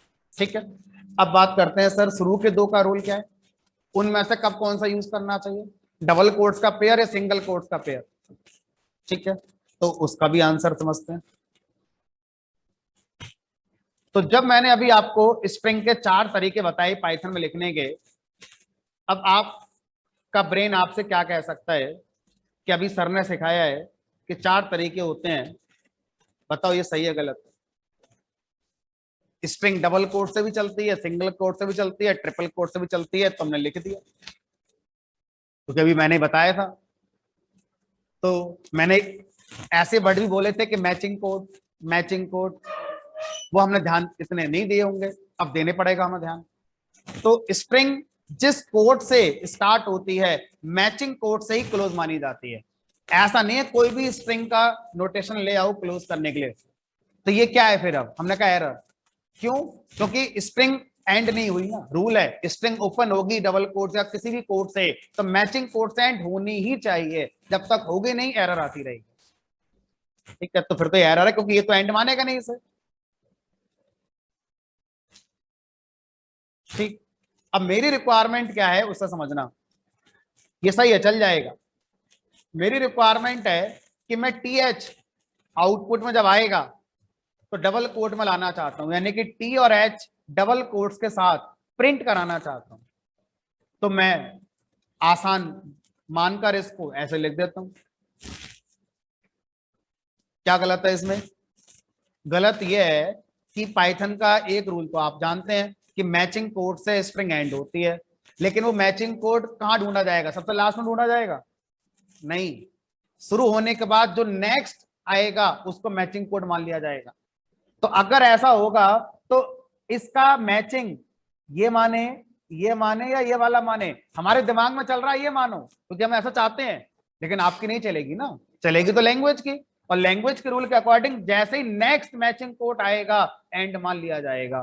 तो ये यहां पर एंड हो गया। अब ये क्या है, ये कोई सिंटैक्स ही नहीं है, या तो स्ट्रिंग के बाहर लिखो चीजें या स्ट्रिंग के अंदर लिखो। तो ऐसा कोई जो आप लिखने जा रहे हैं, ऐसा कोई वैलिड सिंटैक्स पाइथन में नहीं बनेगा। क्या मिलेगी, एरर। अब इंटरव्यू कह रहा है नहीं मुझे ना आउटपुट में टीएस को डबल कोट में प्रिंट कराना है, कैसे कराओगे।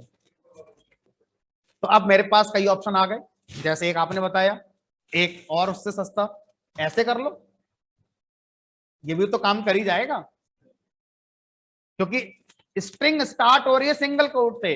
अब ये इसका क्लोजिंग नहीं माना जाएगा, तो ये क्या माना जाएगा, अब ये ऑर्डिनरी कैरेक्टर माना जाएगा।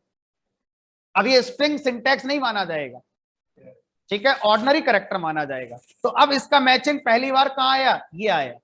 उससे पहले जो भी है वो सब ऑर्डिनरी कैरेक्टर्स हैं। तो अब आपको चारों के डिफरेंस समझ में आ जाते हैं, कब किस सिचुएशन में कौन सा यूज करना हमें चाहिए होगा। ठीक है, अब आगे चलते हैं। किसी भी स्ट्रिंग में चारों में से कोई सा भी सिंटैक्स ले सकते हैं, ठीक है। तो मैं डबल कोट्स के साथ आगे बढ़ रहा हूं। किसी भी स्ट्रिंग में कुछ स्पेशल कैरेक्टर लिखने अलाउड है। एक स्पेशल कैरेक्टर होता है बैकस्लैश एन, और बैकस्लैश एन जब किसी स्ट्रिंग के अंदर आता है तो वो एज इट इज प्रिंट नहीं होता आउटपुट में, वो न्यू लाइन जनरेट करता है आउटपुट। और बैकस्लैश एन कैरेक्टर के बाद जितने कैरेक्टर लिखे हुए हैं स्ट्रिंग में, वो आउटपुट में नेक्स्ट लाइन पर डिस्प्ले होते हैं। अगर मैं यहां पर मान लीजिए पी वाई के बाद बैकस्लैश, इसे बोलते हैं बैकस्लैश, एक होता है फॉरवर्ड स्लैश, इसे बोलते हैं फॉरवर्ड स्लैश, आगे की तरफ slash, forward slash, back slash, पीछे की तरफ स्लैश। तो ये बैक स्लैश की बात हो रही है। बैक स्लैश के साथ एक कॉम्बिनेशन आता है एन का। तो बैक स्लैश एन जब कभी एक साथ लिखे जाएंगे तो इनका एक मीनिंग होता है, अगर ये स्ट्रिंग के अंदर लिखे गए हैं तो आउटपुट में न्यू लाइन हमारी जनरेट हो जाएगी। तो आउटपुट में पी वाई प्रिंट होगा, इसकी वजह से न्यू लाइन आएगी, और रिमेनिंग कैरेक्टर्स नजर का आएंगे न्यू लाइन।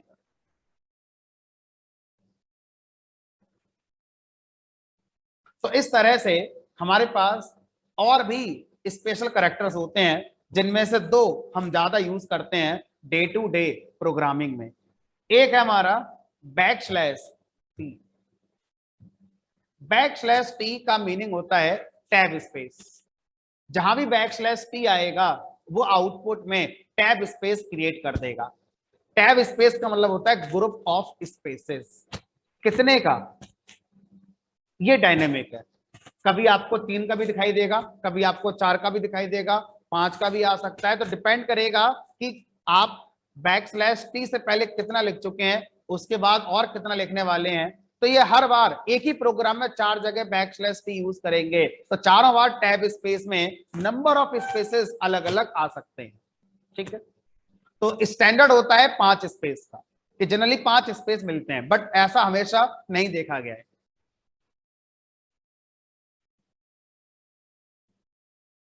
फिलहाल 5 स्पेस दिख रहे हैं हमें यहाँ पर, लेकिन ऐसा कोई रूल नहीं है कि पूरे पाइथन में जब जब स्लैश टी आएगा टैब स्पेस 5 स्पेसेस सी रिप्रेजेंट होगा। अब आपसे कहा गया कि ये तो हमने सीख लिया, क्या मैं आउटपुट में बैकस्लैश एन और बैकस्लैश टी प्रिंट कर सकता हूं कभी। क्योंकि अगर आप कहें मुझे आउटपुट में बैकस्लैश एन ही प्रिंट करना है तो आप तो कभी कर ही नहीं पाएंगे, क्योंकि जैसे ही आपने बैकस्लैश एन लगाया आउटपुट में क्या बन जाएगी, वो न्यू लाइन बन जाएगी। अब मुझे यही प्रिंट कराना है एज इट इज, तो कैसे कराएंगे। तो इस काम को करने के लिए हमें बताया गया कि आप किसी भी स्ट्रिंग का प्रीफिक्स, प्रीफिक्स मतलब होता है शुरुआत, आप आर से करें तो ऐसी स्ट्रिंग को रॉ स्ट्रिंग कहा जाता है। और रॉ स्ट्रिंग का मतलब होता है कि उस स्ट्रिंग के अंदर अब कुछ भी स्पेशल नहीं है, जो भी है सब ऑर्डिनरी कैरेक्टर है, कोई बैकस्लैश का कॉम्बिनेशन स्पेशल मीनिंग नहीं रखेगा। अब जो भी होगा एज इट इज प्रिंट हमारा हो जाएगा। देखते हैं फिर। ये आ गया बैकस्लैश एन, ये आ गया बैकस्लैश टी। ठीक, अब जो इंटरव्यू के अंदर क्वेश्चन पूछा जाएगा वो माइट भी आपको प्रॉब्लम में डालेगा। मुझसे कहा गया एक स्ट्रिंग में दो जगह बैकस्लैश एन लगे हुए हैं, एक जगह एज इट इज प्रिंट होना चाहिए और एक जगह वो न्यू लाइन देना चाहिए। कैसे करोगे? अब फंस गए। अब देखो क्या मैं कहना चाह रहा हूं उसको समझिए। मैं कह रहा हूं ये हटा देते हैं, यहां पर बैकस्लैश एन है और यहां भी बैकस्लैश एन मान लो ऐसा।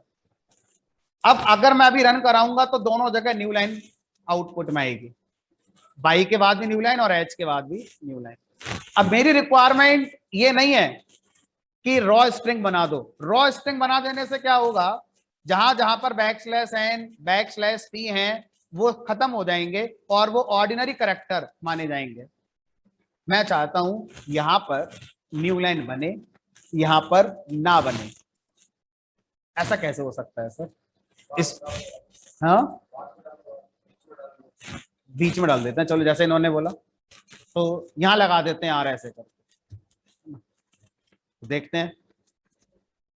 तो वो तो एज इट इज प्रिंट हो गया, यानी कि जो आर है वो प्रीफिक्स में काम करेगा। जो कोट है स्ट्रिंग का उससे पहले लिखा होना चाहिए, स्ट्रिंग के अंदर नहीं, कोट के अंदर लिखा होना चाहिए। तो जो आर प्रीफिक्स है उसको प्रीफिक्स बोलते हैं। प्रीफिक्स मतलब होता है जो शुरू में लगे। समझ में आ रहा है? तो ये तरीका तो फेल हो गया। अब उसके लिए तरीका बताया गया कि किसी भी स्पेशल कैरेक्टर को, अच्छा एक छोटा सा जनरल कॉन्सेप्ट आता हूं। ये जो कॉन्सेप्ट दिया गया है आर प्रीफिक्स वाला, ये पाइथन ने दिया है, सी में नहीं था, जावा में नहीं था, डॉट नेट में नहीं था। लेकिन इन तीनों में बैकस्लैश एन होता है, न्यू लाइन देता है, बैकस्लैश टी होता है, टैब स्पेस देता है। तो ये लोग कैसे करते होंगे फिर? क्योंकि यहां तो आर होता ही नहीं है, ये तो पाइथन ने दे दिया हमारे लिए आसान करने के लिए। तो अगर मैं आपको सी पढ़ा रहा होता अभी और यही चीज आपको सिखा रहा होता तो आर नहीं होता वहां पर, फिर कैसे करेंगे? तो जैसे सी में करते थे पाइथन उसको भी सपोर्ट करती है, तो आप वही तरीका आप यूज करेंगे। और वो क्या होता है? Escape character. एस्केप करेक्टर क्या करता है? किसी भी स्पेशल करेक्टर के कॉम्बिनेशन से जस्ट बिफोर लगाया जाता है और वो क्या करता है? उस कॉम्बिनेशन का जो मीनिंग है वो खत्म कर देता है। तो क्या पढ़ रहे हैं हम लोग? किसी भी स्ट्रिंग में स्पेशल करेक्टर का इफेक्ट खत्म करना पड़ रहा है। दो तरीके हो गए, पूरी स्ट्रिंग में जहां जहां स्पेशल करेक्टर आएंगे सबका इफेक्ट खत्म करना है। आर प्रीफिक्स शॉर्ट वे हो गया। लेकिन कहीं पर मुझे मीनिंग रखना है, कहीं पर मुझे मीनिंग नहीं रखना है उसी एक स्ट्रिंग के अंदर, तो फिर एक ही तरीका बचता है एस्केप करेक्टर। एस्केप करेक्टर कहां लगाएं? ये होता क्या है, देखने में कैसा होता है? एस्केप करेक्टर देखने में बैकस्लैश ही होता है। सिंगल बैकस्लैश को एस्केप करेक्टर के नाम से भी जाना जाता है। कहां लगाएं इसे? उस कॉम्बिनेशन के पहले जिसका इफेक्ट खत्म करना चाहते हैं। तो कहां लगा दें यहां पर इसको? हम कहां लगाएं इसको? यहां पर हम यहां लिखेंगे इस बैकस्लैश एन के पहले एक और बैकस्लैश। तो ये क्या होगा? ये कहलाएगा एस्केप करेक्टर। क्या करेगा? जस्ट इसके बाद जो कॉम्बिनेशन लिखा हुआ है उसका मीनिंग खत्म कर देगा, आगे वालों का नहीं। इसके बाद जो भी हमारा लिखा होगा उसका स्पेशल मीनिंग खत्म कर दिया जाएगा। तो यहां पर ये एज इट इज प्रिंट होगा, लेकिन यहां पर न्यू लाइन बनकर आएगी। एज इट इज प्रिंट हुआ और वो न्यू लाइन बनकर आ गई। तो सी और जावा वाले यही करते थे। अब सोचिए एक स्ट्रिंग में 10 जगह ऐसा लगा हुआ है, तो उन बेचारों को, अब बेचारे हो गए वो लोग, उन बेचारों को हर बार एस्केप करेक्टर लगाना पड़ेगा जा जाकर। लेकिन पाइथन स्मार्ट वे में काम कर रहा है, ऐसा भी कर सकते हो और आप चाहो तो प्रीफिक्स आर लगा दो, सब जगह हमारा वो एप्लीकेबल अपने आप हो जाएगा। समझ में आ रहा है? Python is simple language, Python is a funny language. जैसे जैसे आगे बढ़ोगे ये दोनों वर्ड आपको और ज्यादा अच्छे समझ में आएंगे। ठीक है, फिलहाल आगे बढ़ते हैं। अब ये बताइए कि अभी तक आप स्प्रिंग के पीछे पड़े हुए हैं, क्या प्रिंट फंक्शन सिर्फ स्प्रिंग ही प्रिंट करेगा? मुझे अपनी एज प्रिंट करानी है, मुझे करंट ईयर प्रिंट करना है, डेट ऑफ बर्थ प्रिंट करनी, तो मना कर देगा ये कि नहीं पहले स्प्रिंग लेकर आओ? ऐसा नहीं है। ठीक है, तो किसी भी लैंग्वेज का प्रिंट वाला फंक्शन कुछ भी प्रिंट कर सकता है। ठीक है, तो हम जनरली सीखते स्ट्रिंग वाला पॉइंट है, लेकिन वो हमारा किसी भी तरह का कॉन्सेप्ट प्रिंट कर सकता है।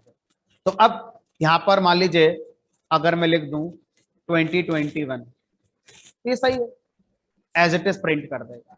अगर हम सी को याद करें तो शायद हमें फॉर्मेट स्पेसिफायर याद करवाए गए थे कि अगर इंटीजर प्रिंट करना है तो परसेंटेज डी लिखना, फ्लोट प्रिंट करना है तो परसेंटेज एफ लिखना। तो पाइथन ने बोला हम ये भी सपोर्ट करते हैं, लेकिन जिनको सी नहीं आती वो क्या करेंगे, तो वो ऐसे यूज करेंगे, और जिनको सी आती है वो सी वाला स्टाइल भी यूज कर सकते हैं। तो जब करेंगे तब सीखेंगे, अभी जो आसान है वो सीखें। सीधा लिख दिया, प्रिंट हो जाएगा। और आप यहाँ पर फ्लोटिंग प्रिंट करना चाहते हैं तो फ्लोटिंग पॉइंट नंबर भी सीधे सीधे प्रिंट कर सकते हैं। ठीक है, तो प्रिंट फंक्शन से आप स्ट्रिंग भी प्रिंट कर सकते हैं, प्रिंट फंक्शन से आप इंटीजर भी प्रिंट कर सकते हैं। अब क्वेश्चन ये आता है कि अच्छा यहां तक समझ में आ गया कि प्रिंट से स्ट्रिंग, इंटीजर, फ्लोट सब प्रिंट हो जाएगा, लेकिन अभी भी हम ये समझ पा रहे हैं कि एक बार में एक ही चीज प्रिंट होगी क्या? एक बार में एक से ज्यादा वैल्यू प्रिंट नहीं हो सकती। मान लो मेरे पास मल्टीपल मैसेज हैं, मल्टीपल वैल्यूज हैं, तो उनको मैं एक ही प्रिंट से प्रिंट कराना चाहता हूं, तो कर सकते हैं नहीं? आंसर इज यस, कर सकते हैं। कैसे करेंगे?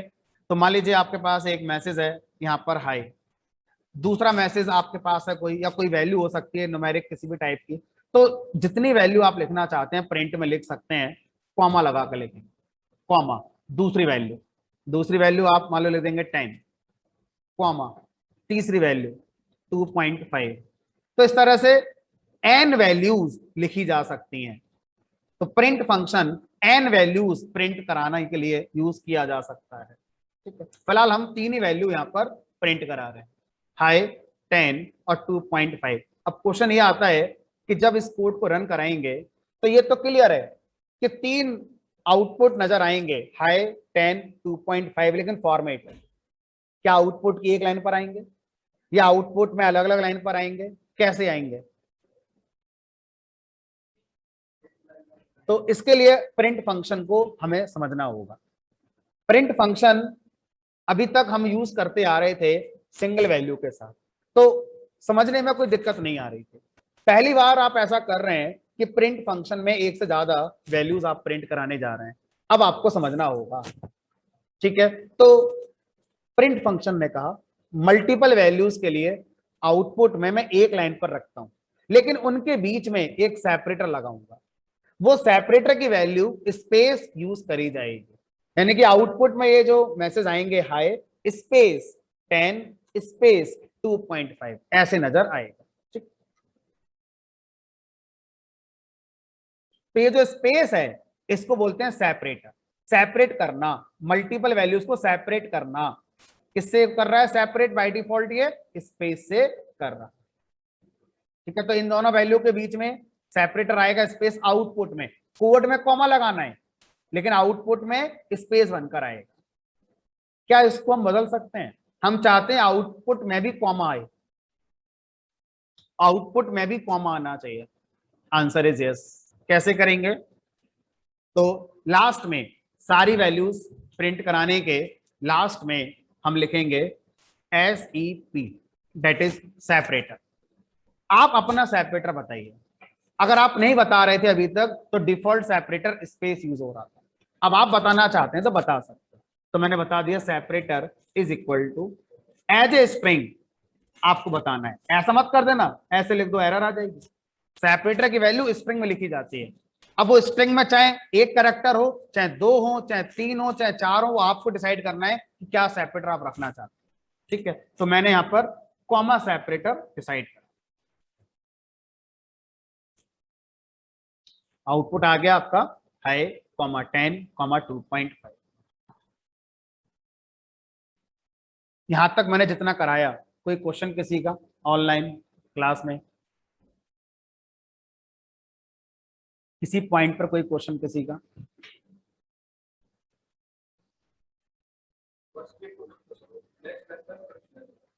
कौन सा वाला? Escape character, back slash?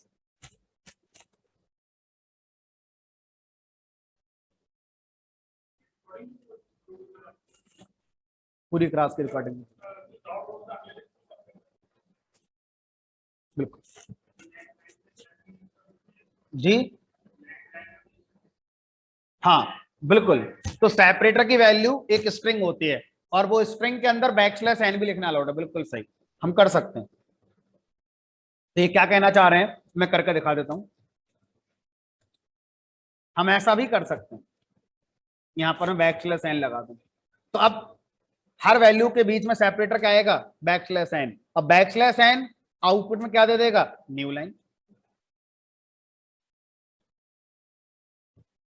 कर सकते हैं। अब सेपरेटर के बारे में ध्यान ये रखना है कि अगर आपने ऐसे कर दिया तो क्या होगा। अब सेपरेटर की वैल्यू क्या आएगी,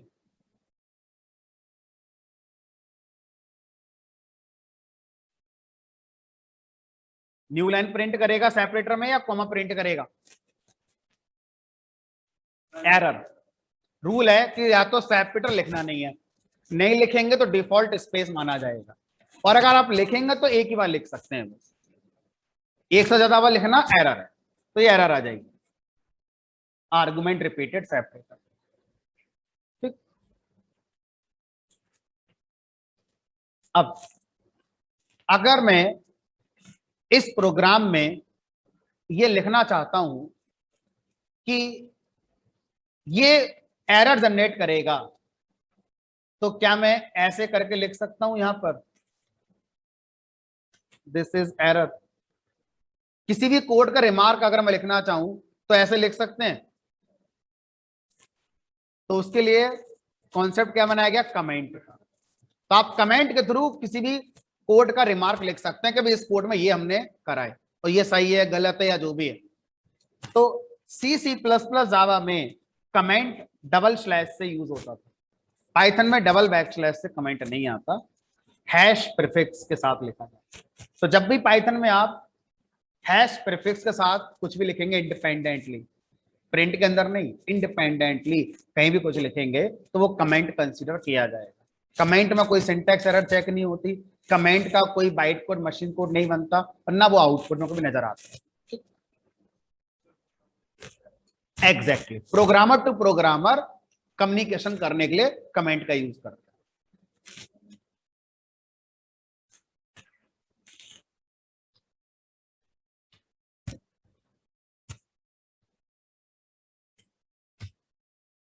अब आगे चलते हैं। मान लीजिए ये मेरा सेपरेटर का पॉइंट मेरी समझ में आ गया, क्या मैं एक प्रोग्राम में एक ही प्रिंट लगा सकता हूँ, एक से ज्यादा ही प्रिंट लगा सकता हूँ, एक से ज्यादा लगा सकते हो भाई। प्रोग्राम आप 100 लाइंस का बनाएंगे तो ऐसा थोड़ी ना एक ही लाइन से प्रिंट कराएंगे सारा आउटपुट। आप जब आपको रिक्वायर्ड है प्रोग्राम में उस पॉइंट पर आप प्रिंट लगाइए अपना। तो मान लीजिए अगर मैं 2 प्रिंट लगाता हूं और यहां लिख दिया मैंने 1 2 3 ऐसे करके, अब इस प्रोग्राम का आउटपुट क्या आएगा,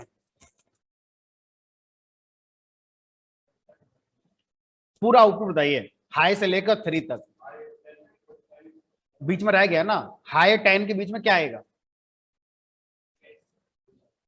तो वही तो समझना है इस प्रोग्राम में, बाकी तो पता ही है, हाई 10 2.5 1 2 3 तो आएगा ही आउटपुट। हमें तो फॉर्मेट ही समझना है ना, इनके बीच में क्या आएगा, स्पेस, हाई स्पेस 10 स्पेस 2.5, 2.5 के बाद।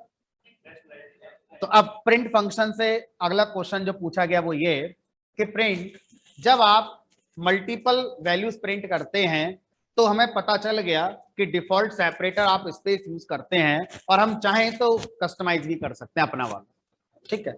लेकिन अब एक नया क्वेश्चन ये है कि जब प्रिंट अपना सारे मैसेजेस प्रिंट कर देता है तो क्या अपनी तरफ से न्यू लाइन प्रोवाइड करता है, अगर करता है तो अगला वाला प्रिंट कहां से प्रिंट करना शुरू करेगा, नेक्स्ट लाइन से। और अगर प्रिंट कह दे नहीं मैं तो ऐसा नहीं करता, तो नेक्स्ट प्रिंट स्टेटमेंट भी उसी के आगे लिखना शुरू कर देगा। यही तो होना चाहिए, और क्या होना चाहिए। सी लैंग्वेज में ऐसा नहीं होता है, सी लैंग्वेज का जो प्रिंट है वो अपनी तरफ से न्यू लाइन ऐड नहीं करता, लास्ट में हमें खुद बैकस्लैश लिखना पड़ता था। पाइथन का जो प्रिंट फंक्शन है वो कहता नहीं मैं करता हूं, तो प्रिंट अपना पूरा काम करने के बाद सारे मैसेजेस प्रिंट करने के बाद न्यू लाइन भी ऐड करता है। इसका मतलब हुआ नेक्स्ट प्रिंट जब आएगा तो वह न्यू लाइन से प्रिंट करना शुरू करेगा। अभी तक हमारे प्रोग्राम में एक ही प्रिंट था तो ये चीज नजर नहीं आ रही थी, अब 2 प्रिंट लगाए तो नजर आएगी, तो इससे न्यू लाइन आएगी, नजर आएगी, क्योंकि ये आउटपुट न्यू लाइन पे दिखाई देगा। इससे भी न्यू लाइन आएगी लेकिन वो कहीं दिखेगी नहीं क्योंकि आगे कुछ है ही नहीं, है ना। देखो आ रहा न्यू लाइन पे। अब अगर प्रिंट से हम ये कहें कि जैसे आप सेपरेटर को कस्टमाइज कराते हो, क्या इसको भी कस्टमाइज कर सकते हो कि प्रिंट अपनी तरफ से न्यू लाइन ना दे लास्ट में? आंसर इज यस, कर सकते हैं। कैसे करेंगे? तो जिस तरह से हम सेपरेटर लिखते थे उसी तरह से यहां क्या लिखेंगे, एंड। एंड इक्वल टू क्या लिखेंगे, एंड इक्वल टू में एज ए स्ट्रिंग आप इस प्रिंट को किससे एंड कराना चाहते हैं वो आप बता दीजिए। मान लीजिए मैं कॉमा से एंड करना चाहता हूं, तो अब जो प्रिंट है वो ये बोलेगा कि सारे मैसेज प्रिंट करने के बाद जो मैं न्यू लाइन दे रहा था अब न्यू लाइन नहीं दूंगा, अब वो दूंगा जो आपने एंड की वैल्यू बताई हुई। तो इस बार प्रिंट का एंड न्यू लाइन से ना होकर कॉमा से होगा।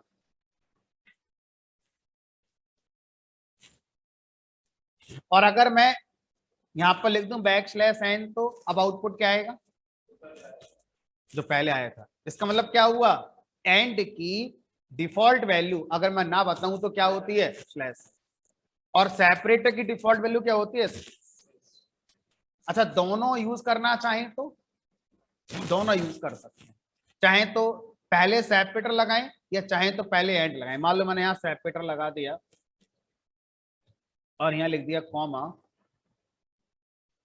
यहां कर दिया \t और नीचे वाले में पहले सेपरेटर लगा दिया और ये कर दिया मैंने मान लीजिए $, एंड इक्वल टू सेमीकोलन कर दो, कुछ भी कर दो। अब बताइए इस कोड को जब रन कराया जाएगा तो क्या आउटपुट आएगा। शुरू तो हाई से करो पहले, उसके बाद हाई के बाद क्या आएगा, 10 नहीं आएगा, हाई के बाद क्या आएगा, कॉमा, कॉमा के बाद 10 के बाद, उसके बाद फिर टैब स्पेस, है ना, टैब स्पेस, उसके बाद 1 कहाँ आएगा, टैब स्पेस के बाद या न्यू लाइन पर, टैब स्पेस के बाद। न्यू लाइन अब नहीं आएगी, न्यू लाइन एंड की वजह से तो आती थी, अब एंड की वैल्यू तो आपने अपनी बता दी, अब न्यू लाइन नहीं आएगी हमारी, तो टैब स्पेस के बाद ही क्या आएगा, 1। अच्छा, 1 के बाद $, फिर 2, फिर $, फिर 3, फिर सेमीकोलन आएगा, क्योंकि अगला वाला जो प्रिंट है दूसरा वाला वो एंड हो रहा है सेमीकोलन से।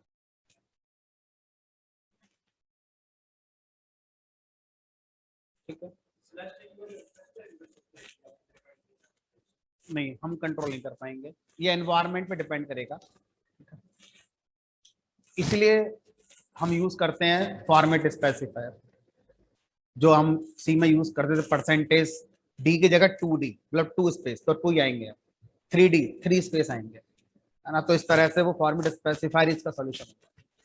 ठीक, चलिए, तो ये हमारा प्रिंट के कॉन्सेप्ट हो गए। अब आगे बढ़ते हैं, और मैं आपको इनिशियली एक पॉइंट पढ़ा रहा था कि पाइथन इज डायनेमिकली टाइप, उस वाले पॉइंट को कोडिंग से समझते हैं, बहुत आसान है। मान लीजिए मैं अभी आपको यूजर से इनपुट लेना सिखाऊंगा नेक्स्ट क्लास में, आज नहीं सीखेंगे। तो यूजर से जब इनपुट आएगा तो आपके प्रोग्राम में कहां स्टोर होगा। अच्छा, मान लीजिए आप पेटीएम से ट्रांजैक्शन कर रहे हैं, तो पेटीएम में जब ट्रांजैक्शन करोगे तो आप बताओगे अमाउंट ये है, पिन नंबर ये है, ओटीपी ये है, अकाउंट नंबर ये है, उसके बाद ट्रांजैक्शन हो जाती है। इमेजिन करिए कि पेटीएम का जो ऐप है वो तो पेटीएम के डेवलपर ने बहुत पहले बना दिया था, तो उन्होंने जब कोड लिखा होगा ट्रांजैक्शन का तो उन्हें कैसे पता कि अमाउंट ये होगा, अकाउंट नंबर ये होगा, वो तो हम रन टाइम पर पास कर रहे हैं ना। तो उन्होंने कोड बनाते समय कोड लिखा कैसे होगा? क्या मैं कहना चाह रहा हूं, अगर मैं लिख दूं यहां पर प्रिंट 1+2 तो इसका रिजल्ट 3 आ जाएगा। लेकिन अगर मैं आपसे कहूं मुझे पता ही नहीं है कौन से दो नंबर का एडिशन कराना है, अभी एरर नहीं आ जाएगी? लेकिन वो तो ऐसे ही कर रहे हैं कुछ, उन्हें क्या पता कि ट्रांजैक्शन किस वैल्यूज के साथ होनी है, ट्रांजैक्शन का लॉजिक क्या है वो उन्हें पता है, लेकिन वो कौन से अकाउंट पर होनी है, किस अमाउंट की होनी है, वो तो उन्हें नहीं पता ना। तो कैसे उन्होंने कोड बना दिया होगा? उन्हें वैल्यू तो पता ही नहीं है। यहां पर उसी को छोटे लेवल पर समझिए, आप एक प्रोग्रामर हैं और आपसे कहा जा रहा है कि आपको दो नंबर का सम करना है, लेकिन नंबर नहीं पता। वो रन टाइम पर यूजर से आएंगे, तो आंसर क्या आता है? वेरिएबल। सोचो अगर वेरिएबल नहीं होते तो इस प्रॉब्लम का सॉल्यूशन कभी नहीं आता, ये प्रॉब्लम प्रॉब्लम ही रहती। समझ आ रहा है वेरिएबल क्यों पढ़ते हैं? वेरिएबल का पर्पस होता है रन टाइम वैल्यूज या अननोन वैल्यूज के साथ अगर मुझे कोड बनाना हो तो वैल्यू तो मुझे पता ही नहीं है, उनकी जगह मान लेते हैं कि ये वैल्यू का वेरिएबल ये है, इस वैल्यू का वेरिएबल ये है, और अपना कोड कहां लिख दीजिए? वेरिएबल पे लिख दीजिए। ठीक है, तो अब अगर पाइथन के अंदर मुझे वेरिएबल बनाने हो, अभी मैं यूजर से इनपुट लेना नहीं सिखा रहा हूं, क्या वेरिएबल सिर्फ यूजर से आई हुई वैल्यू स्टोर कर सकता है? पहले से अगर हम वैल्यू बताएंगे तो मना कर देगा, नहीं कर रहा मैं स्टोर, तभी तो कर सकता है वो। ठीक है, तो अभी हम उसी के साथ वेरिएबल समझ लेते हैं।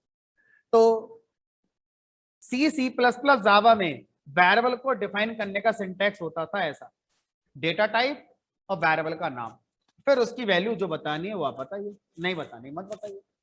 ठीक है, पाइथन ने चीजों को आसान करा, क्योंकि ऐसा करने से प्रोग्रामर को बहुत सारी बातें याद रखनी पड़ती हैं। डेटा टाइप कितने? Byte, short, int, long, signed, unsigned, float, double, पता नहीं कितने कितने याद रखोगे। और फिर सबका रेंज, कि इस डेटा टाइप में इस रेंज की वैल्यू आएगी, इस डेटा टाइप में इस रेंज की वैल्यू आएगी। फिर सबका फॉर्मेट स्पेसिफायर याद रखो। फिर सबका मेमोरी साइज, ये 2 बाइट खाता है, ये 4 बाइट खाता है। पाइथन ने कहा छोड़ो इसे, अब इसे प्रोग्रामर हैंडल नहीं करेगा। लैंग्वेज ने कहा आप सीधा यहां से लिखो वेरिएबल और उसकी वैल्यू, दैट्स इट। टाइप कहां से आएगा? लैंग्वेज ने कहा जैसी वैल्यू हम उसके हिसाब से डायनेमिकली वेरिएबल का टाइप डिसाइड कर देंगे। लैंग्वेज खुद डिसाइड करेगी वेरिएबल का डेटा टाइप, आपको बताने की जरूरत नहीं है। मेरा तो बहुत कम आसान हो गया, बहुत सारी चीजें मुझे पढ़ने की जरूरत ही नहीं पड़ेगी। ठीक है, तो अब कोड बनाते हैं। तो अब लिखा मैंने यहां पर x इक्वल टू, x क्या है? वेरिएबल का नाम। तो वेरिएबल का नाम कुछ भी हो सकता है, हमने कहा रूल्स हैं, उन रूल के अकॉर्डिंग हो सकता है। वेरिएबल का नाम लेटर्स और अंडरस्कोर से मिलकर बनना चाहिए। डिजिट अलाउड है, बट डिजिट से स्टार्ट नहीं होना चाहिए, कोई और सिंबल अलाउड नहीं है। वेरिएबल के नाम में आप plus, minus, less than, greater than, space, dot, backslash t, backslash n ये यूज नहीं कर सकते।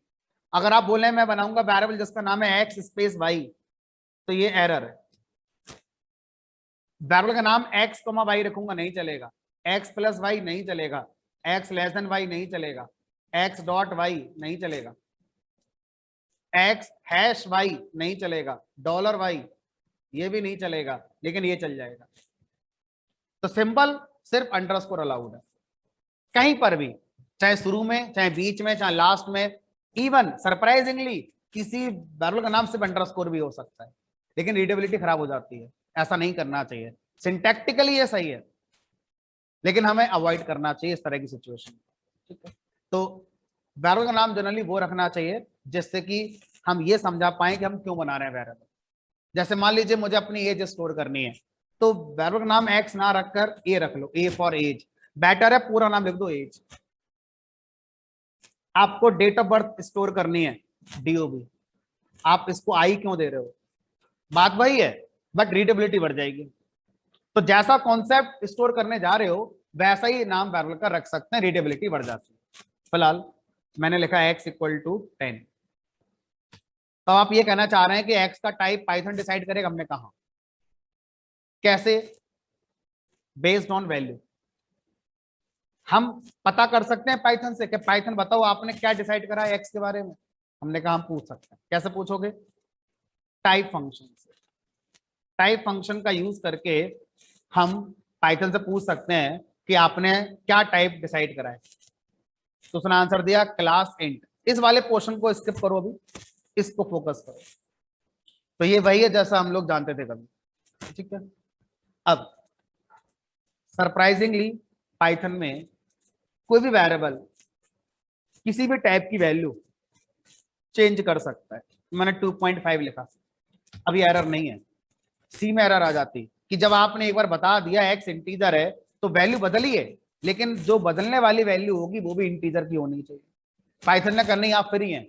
आपने पहली बार वेरिएबल में इंटीजर रखा है, वैल्यू उसकी आप बदलना चाहते हैं, बदलिए, कुछ भी बदलिए, फ्लोट रखिए, स्ट्रिंग रखिए, सब तैयार। तो इस लाइन पर टाइप क्या होगा वेरिएबल का, बदल जाएगा। अब कौन आएगा, फ्लोट आएगा। अगर मैं यहां पर साथ ही साथ एक्स को प्रिंट कराऊं और यहां पर भी प्रिंट कराऊं एक्स को, तो जो अपडेटेड वैल्यू है वो प्रिंट कर देगा, ठीक है। तो इस तरह से किसी भी वेरिएबल को लेकर यहां पर हम काम कर सकते हैं। लेकिन एक छोटा सा पॉइंट है जो आपको समझना होगा, वो ये कि मेमोरी में जो हमारा वेरिएबल होता है वो वास्तव में एक रेफरेंस होता है। अगर मैं इस स्टेटमेंट का पिक्चर बनाऊं कि मेमोरी में क्या हुआ होगा, तो रैम, मेमोरी का मतलब रैम होता है, प्राइमरी मेमोरी से मतलब होता है एग्जीक्यूशन टाइम का। तो रैम के अंदर एक ब्लॉक बनेगा, इस ब्लॉक पे 10 आकर स्टोर होगा, एक्स यहां पर नहीं होगा, एक्स अलग होगा और एक्स इसको रेफर कर रहा होगा। तो एक्स के पास काइंड ऑफ इस मेमोरी ब्लॉक का एड्रेस रहा होगा। तो पाइथन के अंदर जो वेरिएबल है वो एक्चुअल में वैल्यू कंटेन नहीं करता है, वैल्यू कहीं और होती है और वेरिएबल वैल्यू को रेफर कर रहा होता है। इसलिए पाइथन के वेरिएबल को रेफरेंस वेरिएबल के नाम से भी जाना जाता है। बहुत से ऑथर्स हैं जिन्होंने पाइथन की बुक लिखी है, तो उन्होंने लिखा हुआ है कि पाइथन में वेरिएबल रेफरेंस वेरिएबल होते हैं। तो इसका मतलब क्या है, इसका मतलब यह है कि वेरिएबल वैल्यू स्टोर नहीं करता, वैल्यू कहीं और होती है और जहां वैल्यू होती है वेरिएबल उसको रेफर कर रहा होता है या उसको पॉइंट कर रहा होता है, ठीक है। इसका फायदा क्या होगा, ऐसा करा के क्या फायदा कर लिया पाइथन ने, ऐसा कराने का एक फायदा है। वो फायदा यह है कि अगर आप लिखते हैं y इक्वल टू 10, तो y से क्या बोलेंगे, आप भी उसी को रेफर करो, उसी 10 को रेफर करो। तो अगर ऐसा कभी होगा तो y इसी को रेफर करेगा। तो रेफर कराने से फायदा यह है कि सेम वैल्यू को मल्टीपल वेरिएबल से रेफर कराया जा सकता है, मेमोरी वेस्टेज थोड़ा हमारा कम होगा, ठीक है। तो अब अगर मैं यहां पर प्रिंट कराऊंगा तो दोनों का आउटपुट 10 आएगा। सर कैसे माने आपकी बात कि x और y अलग अलग 10 को रेफर कर रहे हैं या एक ही 10 को रेफर कर रहे हैं? भाई आउटपुट तो 10 आ ही गया, कैसे पता चलेगा कि बिहाइंड द सीन मेमोरी में क्या हो रहा है? तो उसके लिए हमारे पास एक फंक्शन है आईडी। आईडी फंक्शन जब किसी वेरिएबल के साथ आप यूज करते हैं तो आईडी फंक्शन ये कहता है कि वो वेरिएबल जिसको रेफर कर रहा था उसका एड्रेस लाकर दे देंगे। तो आईडी ऑफ एक्स, एक्स जिसको रेफर कर रहा है उसका एड्रेस आ जाएगा, 10 का एड्रेस आ जाएगा। आईडी ऑफ वाई, यहां वाई प्रिंट करना था मुझे, वाई वाई, तो आईडी ऑफ वाई क्या करेगा, हमारा जिसको वाई रेफर कर रहा है उसका एड्रेस लाकर दे देगा। क्या आ रहा है, दोनों का एड्रेस हमारा सेम आ रहा है। लेकिन सर एक क्वेश्चन फिर और, अगर मल्टीपल वेरिएबल एक वैल्यू को रेफर करने लगते हैं इस तरह से, तो एक प्रॉब्लम नहीं आ जाएगी? अगर एक्स ये कह दे कि अब मैं अपनी वैल्यू चेंज करूंगा, तो बिना मतलब बाई को चेंज नहीं मिल जाएगा? तो उसके लिए एक रूल और बनाया गया कि पाइथन की जो वैल्यूज हैं वो इम्यूटेबल होती हैं, IMMUTABLE, इम्यूटेबल। इम्यूटेबल शब्द का मतलब क्या होता है, जो ना बदले। म्यूटेबल जो बदले, जैसे वायरस है कोरोना का, इसके कई म्यूटेशन आ चुके हैं, अल्फा बीटा डेल्टा। म्यूटेशन मतलब बदलता रहे, इम्यूटेबल जो ना बदले। तो जो हमारी वैल्यू इम्यूटेबल है, बदलेगी नहीं, तो फिर x को 20 कैसे दोगे? तो क्या करेंगे, अगर x ऐसा करेगा तो यहां पर 20 को अलग मेमोरी में ले आएंगे और एक्स बोलेंगे अब इसे रेफर ना करके आप अपडेटेड वैल्यू को रेफर करिए, वाई जैसा था वैसा ही रहेगा।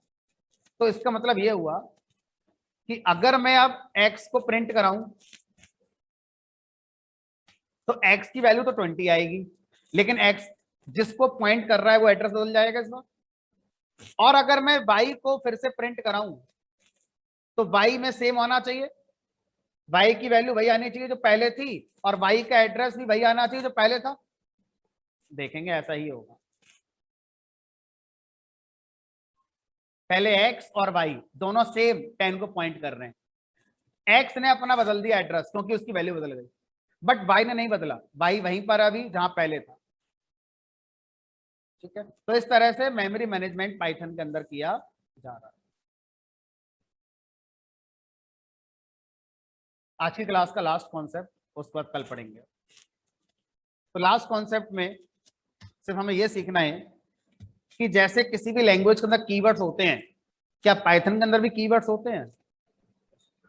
होते ही होंगे। कीवर्ड्स का मतलब क्या होता है? जिनका मीनिंग प्री डिफाइन हो। जैसे हम इंग्लिश लैंग्वेज पढ़ना शुरू करें, वोकैबुलरी होती है, वोकैबुलरी में बहुत सारे वर्ड हैं, is, am, are, was, were, he, she, they, we, तो इन सबका एक मीनिंग होता है जिनको बदल नहीं सकते। इसी तरह से कोई प्रोग्रामिंग लैंग्वेज पढ़ते हैं तो उसकी भी क्या होती है? वोकैबुलरी होती है। उस वोकैबुलरी को हम क्या बोलते हैं? कीवर्ड्स। और उनके अंदर कुछ वर्ड्स होते हैं पहले से जिनका मीनिंग हम बदल नहीं सकते। ठीक है, तो पाइथन के कितने कीवर्ड्स हैं? वर्जन टू वर्जन वेरी कर सकता है। जब पाइथन बनी होगी उस समय कीवर्ड्स कुछ और रहे होंगे, आज जो वर्जन आप पढ़ा रहे हैं 3.9, इसमें कीवर्ड्स अलग रहे होंगे हमारे। ठीक है, तो हेल्प नाम का एक फंक्शन है, हेल्प फंक्शन में एज ए स्ट्रिंग अगर मैं लिख दूं कीवर्ड्स, तो क्या करता है? पाइथन के जितने कीवर्ड्स हैं उनकी लिस्ट प्रिंट कर देगा। आपको रटने की, याद करने की जरूरत नहीं है। और हम लोग इन सारे कीवर्ड्स को पाइथन जैसे जैसे आगे बढ़ेंगे उनको पढ़ते रहेंगे। देखो जरा,